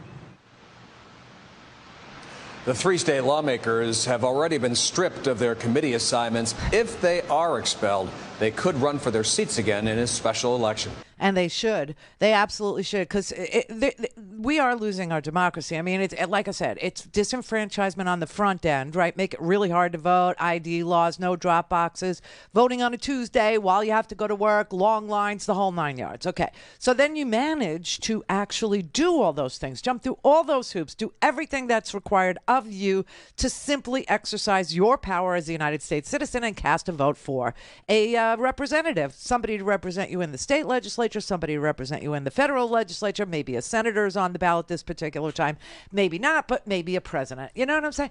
And then the supermajority ensues, and the supermajority of Republicans say, we think you chose wrong. We don't like what you chose. We disagree with your choice. And so we're going to expel your choice for what? Lack of decorum? Clarence Thomas is palling around with billionaires because they have absolutely no ethics rules. They have absolutely no standards at the Supreme Court of the United States of America, where they're sitting in judgment of all of us every single day, like who gets protection under law and who doesn't, and who can be searched and who doesn't, have to submit, and who can be indicted without violence and who can't, and who gets a trial and who doesn't, and who pays for a lawyer and who can pay for a lawyer and who doesn't, can't afford, and who stays in detention pending trial and who gets released. I mean, this is some nerve. And they're hanging around with billionaire people who are influencing their vote. And the president of the United States past is actually threatening a judge who's sitting in judgment of him now in a state court. And not only threatening this judge, but threatening this judge's wife and threatening this judge's child. And his son is posting photographs of this judge's daughter on the Twitter, on the Truth Social, okay, in order to send a very scary message to this judge and his family. You know, nice family. Be a shame if something happened to it over there. Because the daughter worked for a social media company that once repped Kamala Harris's presidential campaign, Clarence Thomas is literally married to Ginny Thomas, who is one of the most prolific conservative activists in the history of conservatism and activism. And nobody is threatening, to do anything to that family, as they shouldn't. This is some sick crap that's going on in this country, and it's all in service of fascism. It's all in service of a billionaire class that feels like it bought the legislatures in the state, it bought the governor's mansions, it's now bought the court, the Supreme Court of the United States of America. This is what Bill Barr was put there to do. Trump is just a pimp. It was Bill Barr all along. Trump is just not that bright, okay? Trump is not that good at being a mobster. He's got fixers. And they had ulterior motives, and that is how we ended up in this place, in this spot right now, where, women are losing their ability to, control their own destiny, to control their own person, to control their own economic future, to control their own lives, to control their own ability to have a family, not have a family, have it then, not have it now, whatever. And then when the child is born, they don't want to feed the child. They don't want to educate the child. They don't want to give vaccines against preventable diseases to the child. Okay, they hate children. Children can end up dead on the schoolroom floor, and it will be absolutely no reason for them to change any of their plans. Nothing. You have guys from Tennessee like Tim Burchett going, we're not going to fix this. We're not. 3 precious little kids lost their lives, and I believe 3 adults, and the shooter, of course, lost their life too. So it's a horrible, horrible situation, and we're not going to fix it. We're not. Criminals are going to be criminals, and my daddy fought in the Second World War, fought in the Pacific, fought the Japanese, and he told me, he said, buddy, he said, if somebody wants to take you out and doesn't mind losing their life, there's not a whole heck of a lot you can do about it. And the Tennessee legislator in the federal government, Tim Burchett over there, his argument is school is a war zone. School is like the Indo-Pacific battlefield during World War II. That's what school is, and we're not going to fix it. We're not going to fix it. And in fact, if anybody speaks up to try and fix it, we're going to expel them. Whatever happened to censure? Whatever happened to that? Marjorie Taylor Greene, she's the whole president's speech, she's wearing like a white outfit trying to mimic a Chinese balloon, screaming at the president the whole time. She wasn't recognized. Screaming at the president. Nobody censured her. Nobody tried to expel her. Sick as it is. She's got a 29% approval rating, and nobody tried to expel her. And if we did, nobody would really care. But we don't, because people voted for her, like it or not. They did. That's that. Boebert won by what, like 12 votes, 5 votes, 3 votes, a minute and a and nobody's trying to expel her. I mean, this is ridiculous. This is crazy. It's like we're all committing mass suicide. I've never seen America in such crappy shape. They're failing to protect our children from gunfire in Tennessee. You can't, the women have to have the baby. It's almost like, yeah, we'll kill your kids, but the women will make more. Really? It's like the chocolate factory, roll them, speed it up. They're killing our kids.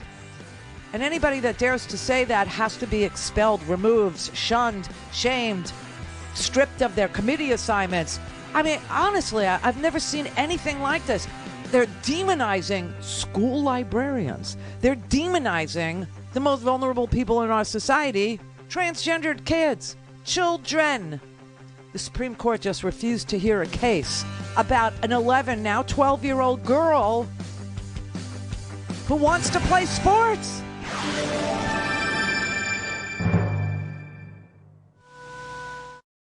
This is the Randi Rhodes Show. To speak with Randi, dial 561-270-3844. That's 561-270-3844. In workplace, you have rules that you break. Sometimes those rules put a letter in your file. Sometimes the rules that you break have you get fired. In this instance, this rises to the level, I believe, of their actions on the House floor to be expelled.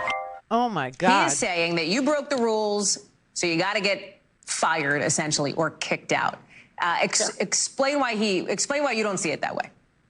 Well, that incident was one incident in the entire day where there was a skirmish between a couple of teenagers and the highway patrol. That had zero to do what was happening on the House floor. We were sitting at our desk. We were tired of the fact that we were not allowed to welcome the protesters, to talk about, we hear them, we see them, and we care about this issue, and we're going to talk about it as a legislative body. We wanted them to know that.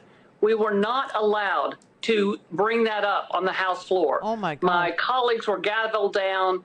I was not called on when I raised my hand. And so we decided between bills, we would walk to the well and recognize the protesters who had come there, the issue that they cared about, and the fact that there are many of us in that room that wanted to talk about those issues. And on top of it, you should know this, that's Gloria Johnson. She is one of the Democrats who recognized the children and their parents and grandparents who went to the state legislature in order to say children are worth more than guns, that we need more schools, more books, not more guns. And when she went to the well, when three Democrats went to the well to address the protesters because they were not allowed or recognized by the Republican supermajority. So they waited till they were in between bills and they walked to the well and they tried to talk to the gallery, which is, a couple floors up. Their microphones were turned off. And that's why they had to go and get a bullhorn in order to just say, we see you, we hear you, we understand that you have a legitimate beef. Okay, but we're not able to bring up any conversation in this house about your concerns. But we just wanted to let you know that you're concerned and we are too. And for this, they're going to get expelled. These are duly elected. We just had an election. They were just elected. See, this idea, some places where you work, you get a letter in your file if you do something bad on the shop room floor. And other places, if you mouth off, you get fired. This is not a workplace that is run by private business. This isn't a workplace that has an HR. This isn't a workplace that, this is a legislative body where everyone is there because they were voted in to that orifice. Why do they insist on saying that the votes of the people, no matter how they phrase it, they're saying the same thing to your face every single day? The votes of the people don't matter to them. They have a supermajority and they're going to use it. And they're going to use it to expel people they disagree with, which is like saying to 700,000 voters who voted for these three representatives, F you. F you. We didn't like what you chose. We don't agree with your choice. Now, I don't know how we got here. I don't know where free speech went. I don't know where freedom of assembly has gone. I don't know where, where America has disappeared to. But we're in a country where the fetus is adored. The embryo is loved. The children can die. They can die in bloody, horrible, horrific, violent deaths. And even if they don't, we don't really want to feed them. We don't really care about educating them. We don't want to give the teachers books. We don't trust the teachers with books. We trust the teachers with guns. Oh, and speaking of that, so while all this was going on, in the middle of all this, another piece of legislation, this is also Tennessee. This is the same state house, the same exact place that today they're trying to expel duly elected legislators because they disagree with them. No other reason. They also decided that they were going to vote over the objection of teachers to arm teachers in the schools. So they had this little hearing and the teachers all showed up and they were objecting. They were going, you're going to make this worse. You don't want more guns in the school. You want more books in the school. This is not the way to do this. There they are. Same place. There are children alive today that would be dead because of your attitudes. Teacher shortage is going to get worse. You're making it worse. You know any teachers? They don't get paid to You met these people, they shouldn't have guns.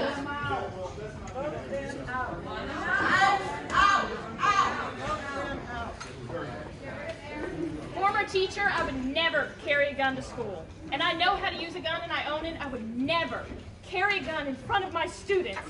I loved my students. I would die for them, but I would not shoot them. I am so glad I'm not a Tennessee educator. And they passed it. They literally passed it. You had every teacher in the states, show up and say, this is not the answer to your problem.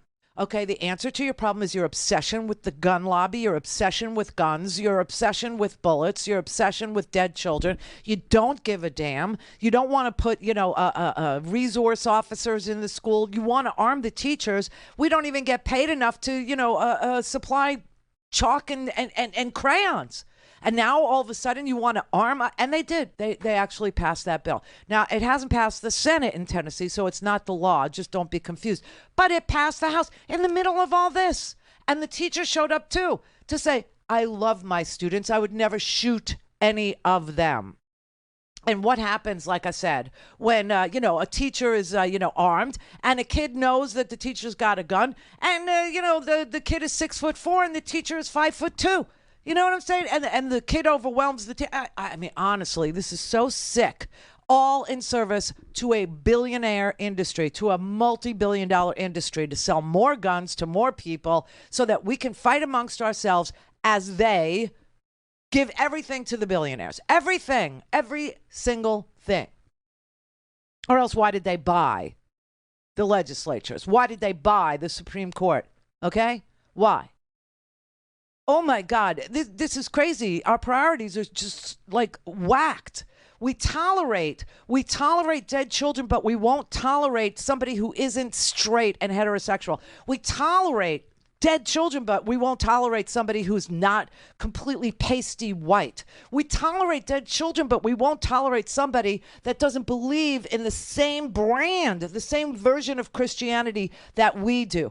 And you know what's really creepy is the version of Christianity that's being propagated is the Opus Dei Catholic version of Catholicism. That's the Christianity that's being promoted by the Supreme Court of the United States of America. And what's really creepy is just in one little tiny city, Baltimore, Maryland, today, there's a story in the New York Times. It's everywhere, the story, about how 150 some odd, people have molested in the archdiocese, in the Catholic Church, 600 children. 600 children. And the Catholic Church covered up 600 molestations of children over a period of 40 years. It kept happening repeatedly in the same places with this, and multiple people would abuse, the same child, just pass them around, and that's all tolerated. That's all tolerated. And the idea that there are people in this country that can't tolerate anything but straight white Christians, and that they understand that in order to have a country full, like a white ethno state, right? In order to have that, they have to have, they want to be hungry or rest or whatever. They have to kill to do it. They have to kill, and they will. It's a sick society that we're encouraging and that we're protecting and that people don't speak out about often enough. But that's what's going on. That is really the flavor of this particular, decade. Children could be molested, but as long as there's a Catholic doing it, there'll be, no charge of pedophilia. There'll be no, QAnon for that. You don't even. It's not a conspiracy theory. That is actually occurring. Okay. And the last time somebody was expelled from the Tennessee legislature, it was for child molestation. It was a legislator. I think his name was Byrd. His last name was Byrd. it was molesting teens.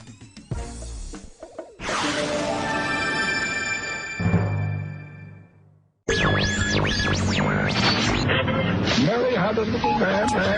The fourth, we believe that all men are created equal. To the magnificent mosaic that is America. From radio beacon to radio beacon. I have a dream today. Change has come to America. Believe me. Help is on the way. Knock, knock. Who's there? It's a figment of your imagination. Randi Rhodes Show. Turn up your mind. Really quick, since you were just there, but Mayor Adams described New York as, quote, his home. How did his home look? Pretty neat and tidy? No, his home is disgusting. I compared it to what I called Gotham City. The streets are filthy. They're covered with people basically dying on drugs. They can't even stand up. They're falling over. There's so much crime in the city. I can't comprehend how people live there. It was repulsive. It smells bad. And I think it's a terrible place. Don't you dare. Don't you dare trash my hometown. I mean, this is some sick crap here. Some sick crap here. I mean, Marjorie Taylor Greene is trashing my city. Have you looked at hers? Have you looked at her district? Do you know what goes on in her district? Do you know that Northwest Georgia, from whence she hails, where she was elected to, represent, that it has the worst opioid death numbers of any place in the state of Georgia? Do you understand that people are literally dropping dead daily in her district? And she has the nads, the nerve to go to New York, which is the most fabulous city in the world, and trash it simply because, hey, Tucker, don't you have, some testimony to give before you get canned for lying to your audience? I mean, this is so disgusting. You want to talk about smell? I could smell her through the TV screen, okay? When she's doing her CrossFit videos, and I think, oh, God. Just shut up about New York, you... Oh, I want to curse her so bad. I just, like... It's one of the most fabulous places on this planet, and she's trashing it because Tucker is letting her get away with lying. You know, that's all they do on that channel is avoid the news. They avoid the real news, and they just lie and lie and lie all day. They don't cover anything to do with, Trump's lawlessness. They're not going to, the Dominion trial. I mean, it's about to start. They're about to start. The judge just ruled in the Dominion case that Dominion, the company, can subpoena Rupert Murdoch, Lachlan Murdoch, the CEO of Fox News, Tucker Carlson can be subpoenaed, and they have to testify. Okay, Hannity has to testify. Lou Dobbs. Oh, you want Lou Dobbs? I mean, he can't possibly be a disgruntled employee now, can he? I mean, they canned his ass. Maria Bartiromo, she has to testify about why her producer gave sworn testimony that she said was withheld from her, and she wanted to correct the record because she knew she didn't tell the truth in the first go-round. But the lawyers at Fox News withheld her own deposition from her past the 30 days, which you have to correct the record, and didn't let her see her own deposition for 5 months. And then she looked at it and said, that is not the truth. I need to amend this because the truth is that me and Maria were texting each other, and I kept telling her over and over again that Sidney Powell was lying, and, that it was okay because that's what our audience wanted. But just, and now what? Maria's going to sit there and say, well, I was just giving my opinion while I was booking Sidney Powell, and my producer kept telling me she was lying, but it was okay because that's what the audience wanted. How do you get out of that? And they all have to testify now. And she said, the nerve of her to trash the nerve. Oh, my God. And now I'm looking at Paulding County, Northwest Georgia, Health District, leads state in opioid deaths per capita, meaning that, for the population that they have, as compared to other populations that are larger, per capita, per person, there are more opioid death rates in her freaking district than there are in major cities across this country. And it's the worst in the state of Georgia. I mean, it's so disgusting. So what do they cover on Fox News now? They make crap up about New York now. You know, the violent crime in New York has been trending down. It's going down. And every night on Fox News, you would think it's like Ghostbusters. You know, you would think that they're coming out of the sewers, you know, that it's just like so dangerous. That is not happening. It is not happening. It's not true. But they don't care. They don't give a damn. But that just incensed me. I mean, I literally, I'm so, just don't trash New York. You know what I'm saying? Trash me. Come after me. Don't half of them live in New York? Isn't Fox News on 6th Avenue in New York? Like, what the hell is she talking about? And by the way, you know, I watched her be given police protection in New York. You know, she went to you would never know, but she went to New York to support the con man in chief, to support the Don. She went to New York to support this lying sack of garbage who is on trial for, you know, election fraud, who's on trial for inciting violence against his own country, who's on trial for, you know, saying a big lie over and over again, causing violence, who's on trial for tax fraud, who's on trial for business fraud, who's on trial for, you know, covering up for 2 affairs he had, who's on trial for, I mean, whatever you could do that would show low character, whatever you could do that would show, you know, that you think you're above the law, he's on trial for. In some place. I mean, there's like 5, 6 different trials going on right now, or you know, grand juries convened to go on right now. And she's defending him. And the New York City police literally gave her police protection. They literally helped her get through the crowd so that not a hair on her stupid little head would be mussed. And then she has the nerve to trash the very people who gave her protection. I mean, these are some of the most disgusting liars I've ever witnessed in my life. But yes, I'm a little sensitive about being from the greatest city in the world and having the likes of that trash it based on nothing. All right, Dana in New York. Randy. Hey. Hey, it's great to talk to you. Thank you. Yeah, on the Kid Rock thing. Oh. There's this whole cadre of like performers and a lot of comics. You know, the Chappelle, Gervais, Bill Maher. You know, the projection and confession is obvious in their transphobia. They've obviously gotten one too many foot-long surprises in their hooker sandwich. Oh, for Pete's sake! And it's just so obvious. You know, and clearly Kid Rock indulged. I mean, he's shooting up 3 cases of beer with an AR. He clearly went a lot further than he thought he could ever hide, and he's like in a panic. What is the cure for that ailment? Is it just penis enlargement? I mean, like, what is it that we need to do for these men? Well, to have a little bit of, they're angry that they can't file a consumer complaint because they hired a hooker and the hooker had a surprise. Yeah. Uh-huh. And they're angry that they can't sue for fraud. Uh-huh. You've obviously given this a very, very large amount of thought. Well, I mean, having been a sex worker myself a long time ago. See, I can tell. You have totally thought about this. I mean, this is something that, has, crossed your path. Yeah. Yeah. Well, with all things, the louder they scream, the more guilty they are of what they're attacking. So he stepped into the van. Okay, I get it. And it's just the obviousness of it is just okay. sad. That was it was a one hit, one joke, one thing, and now you have to be very graceful and say, that's all I had. Yep. Okay.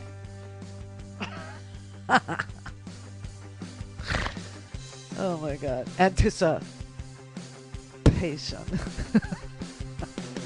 So basically what the guy is saying, it was the Rocky Horror Picture Show. It was Dr. Frank Enfooter, and they thought it was going to be, Luscious Lois or something, and it was a bait and switch. And they are very angry about it, and there's no place for them to go to complain. And this is why they hate trans people. No, no.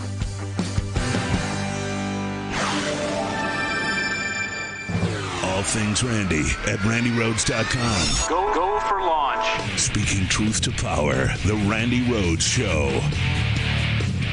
You want to see a really sick, twisted freak of a man? Okay, this is a state representative from Tennessee. His name is Representative William Lamberth, okay?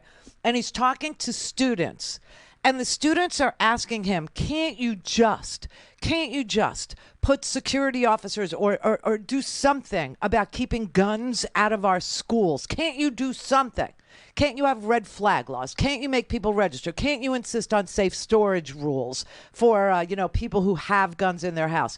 And he says to the kids, you're not going to like my answer. And this is what he asks them. So you're not going to like my answer. And look, I'm going to say that straight up. It's not about this one gun.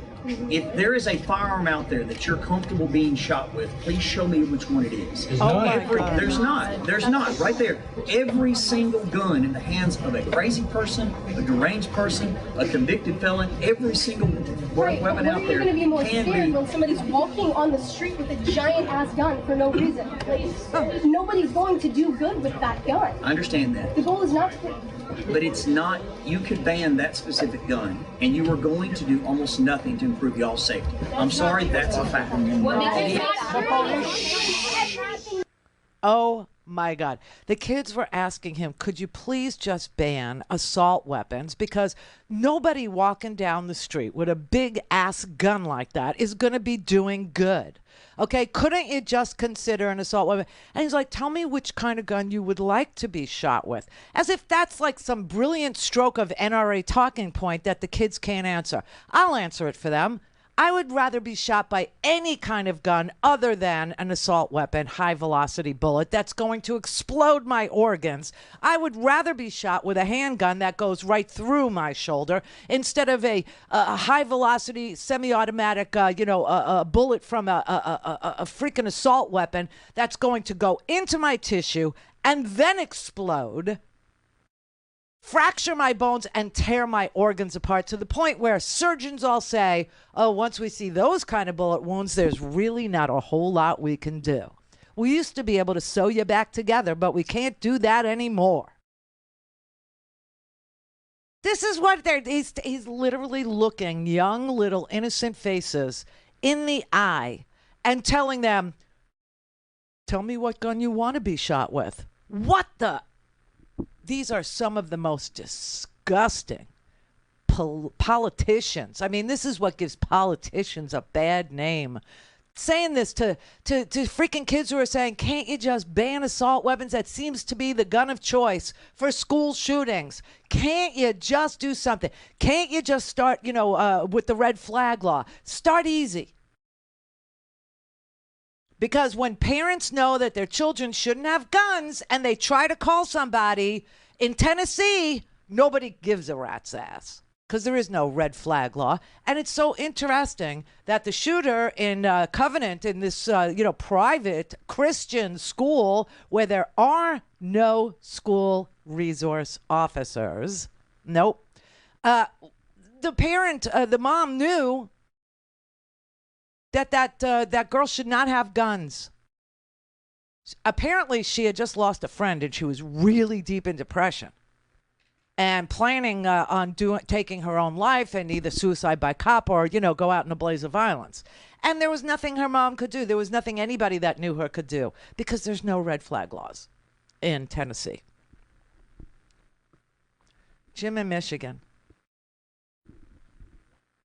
Oh, Jim. I hear you breathing. Don't be scared now, darling. Okay. Bob in Oklahoma. Well, hello. Hello.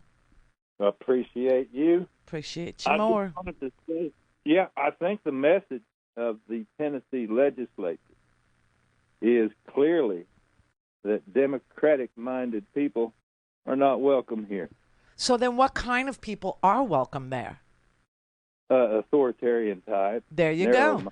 So if that's the case, where there is no free speech, where there is no debate, where there is no discussion of lofty issues, difficult things. I mean, the only reason why we have government is to solve the problems we can't solve on our own.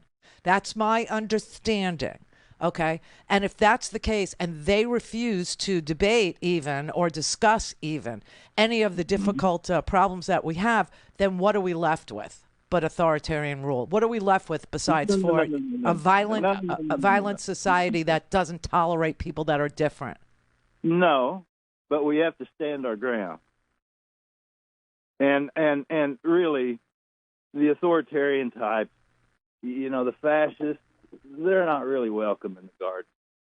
Oh, but they are. They have supermajorities in legislatures across this great nation now. Wisconsin has a supermajority. Tennessee has a supermajority. The nation does not represent the garden, and the garden does not represent the nation. Sorry?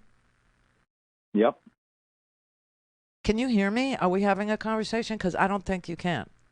Yes, I'm hearing you. Okay, so then what am I just said to you that there are supermajorities in state legislatures across this nation.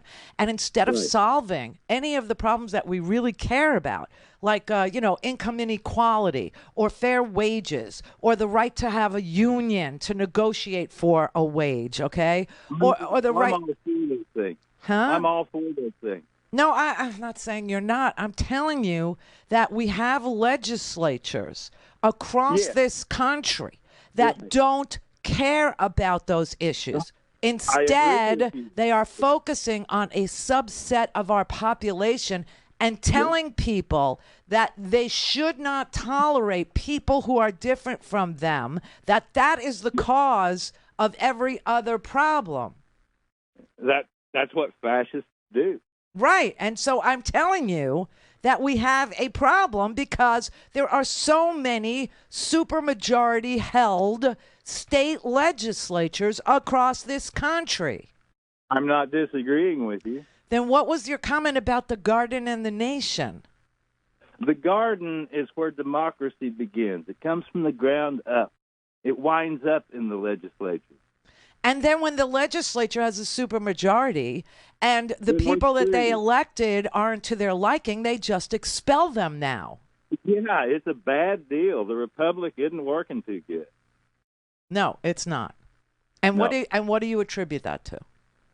I attribute that to too much money in politics. Yes. I attribute that to Citizens United. I attribute that to a whole lot of bigotry and racism that's hung around these parts my entire life and since long before. Right. I applaud you. Thank you. Thank you. Whew. So it's not that I thought you disagreed with me. It's that I was trying to have a conversation with you about our take on things that we share, but I didn't think you heard me. We have a fascism problem. We do. That's where the bigotry plays a role. That's where the underlying bigotry that has been part of our culture for a very long time gets elevated in service of fascism. Fascism always requires an other. You have to otherize entire groups of people. You have to insist on intolerance and focus people heavily on their intolerance, the group they won't tolerate, in order to do this. Call in, connect. To speak to Randi, call 561-270-3844. 561-270-3844. Breaking news. Transgender athletes will soon be banned from playing in women's sports in Kansas schools. Oh, my God. House and Senate members have voted to override Governor Kelly's veto of the Fairness in Women's Sports Act. House Bill 2238 requires all school athletic teams be designated boys, girls, or co-ed. Transgender students will not be allowed to play on girls' teams. This all takes effect July 1st. Attorney General Chris Kobach says his office is ready to respond to any legal challenge. Any legal challenge, there's going to be a Supreme Court. Today, the Supreme Court actually refused to hear a case of an 11-year-old girl. 11. Okay? This is all bullying. This is all intolerance, okay? I mean, we do have a constitution, and you know what it says? It says equal protection. It does, for all, for everybody. Not just the people you like, or the people who look like you, or the people who sleep with people you think they should sleep with, or the kids that want to play on a team that they're qualified to play. It's equal protection. There is no discrimination by virtue of, your sexual orientation in this here country, okay? It's just not a thing. And conservatives are trying to make it a thing because when you hyper focus on a group of people and you blame, even if they're children, even if they're 11-year-olds, and this has to do with a little girl. Her name is Becky Pepper Jackson. Becky Pepper Jackson is now 12 years old, but in 2021, when she was 11 years old, she tried out for and made a team. I think it was a cross-country team. And, she's been playing on it. And all of a sudden, they wanted to kick her off of this team. A 12-year-old transgendered girl, okay? Becky Pepper Jackson. And so the Supreme Court today said that they're not going to, this is in West Virginia. And the Supreme Court said, well, we're not going to hear the case. We're just not going to hear it. And so she gets to, it's cross-country and track. And so she gets to run cross-country and track as a 12-year-old. Ooh, wow, that's effed up, people. You need to go in the street. Revolution time. A 12-year-old girl is going to run track. What the hell do you care? Glad to see Republicans really tackling the big challenges facing our kids today. I mean, it's so unbelievable. So we have, we have like the ACA, okay? We have health care. They don't want to expand Medicaid to cover everybody in their state. In fact, right now, people are getting thrown off. Millions of people are losing their health care coverage, okay? Literally losing their health care coverage. We have, broken infrastructure. Joe Biden was able to get an infrastructure bill out the door where Republicans every week was infrastructure week, but they never solved any of the infrastructure problems. Joe Biden comes along, we get an infrastructure package, some of the problems are being fixed, okay? They don't want to do anything on climate change. They don't want to do anything on the cost of living. They don't want to do anything on crime. They just want to bitch about it, okay? And instead, they want us all to hyper-focus on a 12-year-old girl named Becky. Becky Pepper. Are you freaking crazy? You're being led by the nose to have like very strong opinions about whether an 11-year-old or 12-year-old should be running track? You really give a damn about this? Fix healthcare in this country. Fix wage inequality in this country. Fix the tax system in this country where billionaires pay 0 and you're paying 49% because you are a small business owner. Fix that. Fix it where Warren Buffett is taxed at, 10%, and his secretary is taxed at 35%. Fix that. Go tackle that. Go do something about gun violence. Go do something about the obsession with assault weapons in this country. Go tax bullets, okay? High velocity ones. Go tax those. Do gun buybacks. Make people who have these guns register these guns. Have red flag laws. Do something, for Christ's sake. Honestly, make people have safe storage practices. Make them keep their semi-automatic weapons in an armory. Make them register their weapons. Something. Do something. Instead, they're going to hyper-focus on little girls who are good at, cross-country and track. Are you freaking kidding me? How dumb do you have to be to follow that? How dumb do you have to be to care about that? Who cares? Who really gives a rat's ass if Becky can run? Her teammates and her coaches welcomed her. They were thrilled to have her. Thrilled. And so, a federal judge initially ruled in her favor and then concluded in January that maybe the law that banned her, we have laws about which team an 11-year-old can play on. Yeah, right, because that's important, right? So that he said, oh, well, maybe it's legit. And so I will allow the enforcement of banning her from running on this track team. And so her parents appealed it because she loves doing this, right? She's good at it, and her teammates love her. And so last month in Richmond, Virginia, the Fourth Circuit Court, I've been in front of the Fourth Circuit Court of Appeals, and they ruled for me. The Fourth Circuit Court of Appeals blocked the state from applying this law to her based on equal protection under law, no discrimination based on biology, okay? And that the laws apply equally to everyone, and that includes Title IX of the 1972, act that actually prohibits sex discrimination in education. And they said, no, you can't discriminate against her because you don't like which team welcomed her. Okay. And so they blocked enforcement. And then it went to the Supremes today. And the Supreme said, no, we don't want to hear this. We're not interested in hearing this case, except for Clarence and Alito. Clarence wanted to hear it and Alito wanted to hear it, but nobody else did. So that's where it is. It's in limbo. And you know what? Republicans are thrilled because now they can get you to hyper-focus on Becky again, thinking that the 11-year-old, if you could just solve the problem of the 11-year-old and which team she needs to play on, everything would be beautiful. You're insane. You're insane. You don't have to like her. You don't have to tolerate her at your Easter, egg hunt. You don't have to have her over for Passover, which, by the way, Karen, beautiful, stunning, last night. It is Passover, and I'm working anyway. But, you don't have to love her. You don't have to like her. You just have to stop caring so much about which team she plays on. Oh, my God.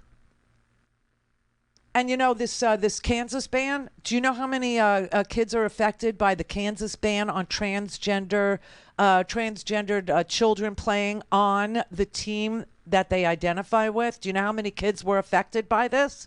Zero. They're literally legislating their hearts out over legislation that affects no one.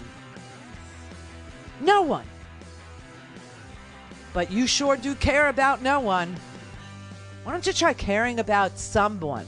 Why don't you try really caring about democracy, or really caring about violence, or really caring about crime, or really caring about the cost of living, or really caring about health care, or really caring about education, or really caring about books? Try caring about something that actually affects the quality of life or the quantity of life, instead of 11-year-olds. This is such garbage, and it's all bullying, and this is how it happens, and this is how people otherize people to the point where they're willing to do harm to protect themselves from those. This is the Randi Rhodes Show. To speak with Randi, dial 561-270-3844. That's 561-270-3844. For so long, this body, drunk with power, has modeled for the world what we know as nothing less than authoritarianism. And today is the climax of that behavior. That a week after a mass shooting plagued our community, the most direct action this legislative body takes, or should I say my colleagues on the other side of the aisle are taking, is to expel us for speaking about the issues of weapons of war on our streets. We called for you all to ban assault weapons, and you respond with an assault on democracy. Wow. That is why the nation is watching you today. And I say to my colleagues on the other side of the aisle that no matter what you vote, you have the votes, but you will not be victorious, because there are generations of young people who see what is going on.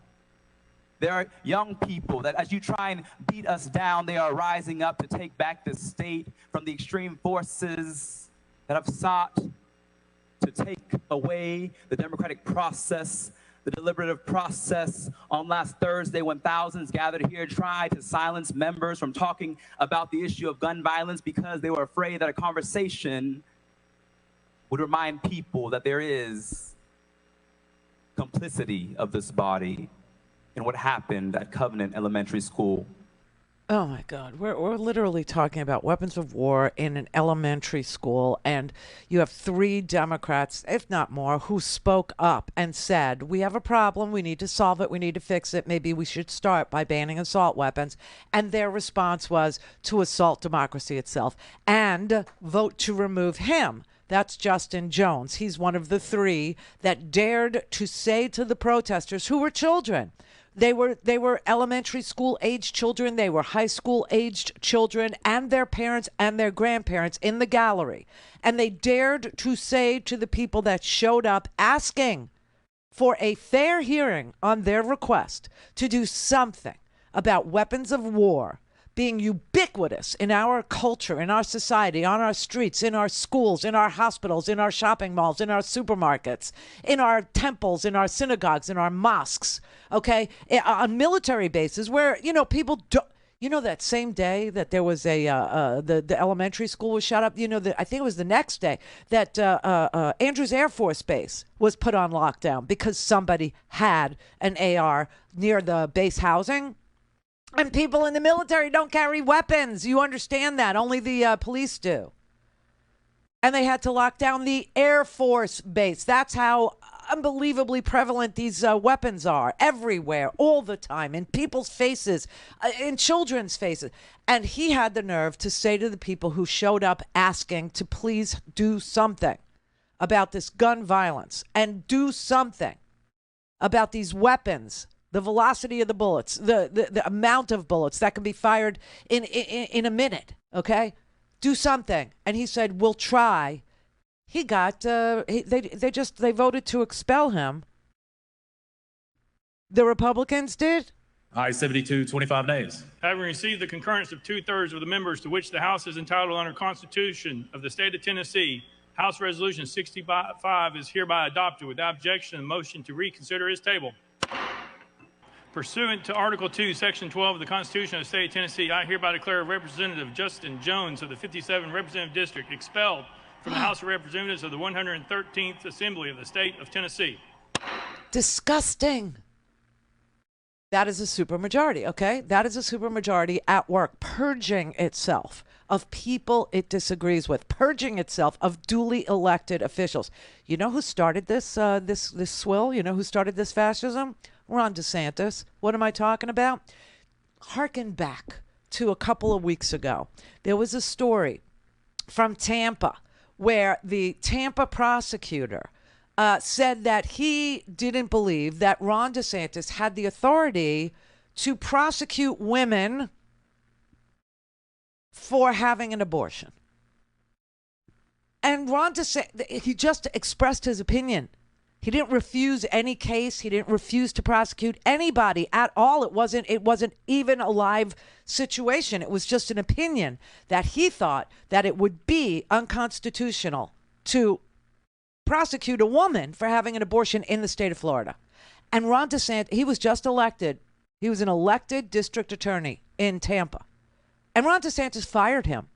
And everybody stayed very quiet. Nobody said anything except people like me and people like you who have a very acute sense of our surroundings, who are very aware, politically aware. And now that is the coin of the realm, and it always has been, but now especially because things are moving exponentially faster towards fascism. But when he fired that prosecutor who was just elected, they took that little theory out for a walk, and it spread. And now it's spreading to other states. That's why in Wisconsin, it was a good day to be, a voter for a Supreme Court justice, but it was a bad day to be a Wisconsinite overall, because now your state legislature has a super majority. I'm not talking about simple majorities. Okay, Wisconsin, you've had a Republican majority for a really long time because of gerrymandering. Okay? Because they were able to lord with their Supreme Court dominance, they were able to approve maps, district maps, that were literally stealing your power if you were a Democrat. Literally stealing away your power and diluting it by putting one of you in this district and one of you in that district, so that there weren't two of you anymore. There was one in each district. You see what I mean? Just diluting your power. That's been going on a really stinking long time in places. And that is why you have supermajorities in swing states like Wisconsin. That's why. Because of gerrymandering. That is the beginning of the invasion of the body snatchers. And I mean the body. They snatched the body politic. And now they're taking their supermajorities out for a ride. And they are using it to destroy the democratic way of life that we have. They literally are voting to remove, to expel people who were just elected, just recently elected, because they don't like them. Because they don't like them. Catherine in Florida. Yes. Good afternoon, Ms. Rhodes. I just wanted to say I had to agree with Marjorie Taylor Greene. Yes, on Tuesday, New York City was smelly and disgusting, but as soon as she left, everything was okay again. Ha ha. Okay. I also want to wish you a joyous Passover. Thank and you very shalom. much. Thank you. Thank you. Same thank to you. I'm all done. Thanks. Okay. Appreciate it. Yeah, no, we had, I don't know how Karen does it. We had dinner last night for like 30 people. But, you know, I was late to the Seder because I had to post on Substack, randirhodes.substack.com, you know, the premium podcast, the audio podcast, and then I gave away some free stuff last night, right? So I had to go home to do it because that's the only way I know how to do it. It's from my home computer. It's sad, but it works, right? And so I got to the Seder like right at the end. The questions were asked and answered. Everybody was done. We were singing Let My People Go. Everybody was good. And then we ate. And so it worked out for me. So thank you. Thank you for, you know, loading my plate with stuff to do. The Seder could be so dull. You know, I will say, Steve and Karen, though, they make it fun. We sing, you know, we sing Passover songs to the tune of Gilligan's Island. We have weird music playing, you know. We have like 9,875 versions of Let My People Go. And we choose, you know, a couple of them and sing them. Because, you know, it's about slavery, everybody. It's about slavery. And I just want you to understand that everything old is new again. And if you think somewhere in your demented mind that, you know, prohibiting an 11-year-old from playing on a sports team because you don't agree with whatever about her playing on this team is going to keep you from being enslaved and your children, it's going to keep your children from being enslaved to the giant corporate, you know, glob that is literally having its way with you right now, you're insane. You're insane. And many decades from now, you will be sitting at a table with 30 of your best friends and, you know, neighbors, remembering how you had to flee from bondage all those years ago because you were obsessed with intolerance. You were hyper-focused on 11 and 12-year-old girls playing on sports teams, but not about them being free from gun violence. Damn, you missed it. You missed that one. Listen, I'm telling you, today was the very first time that I think the country saw what fascism is. That's what happened in Tennessee.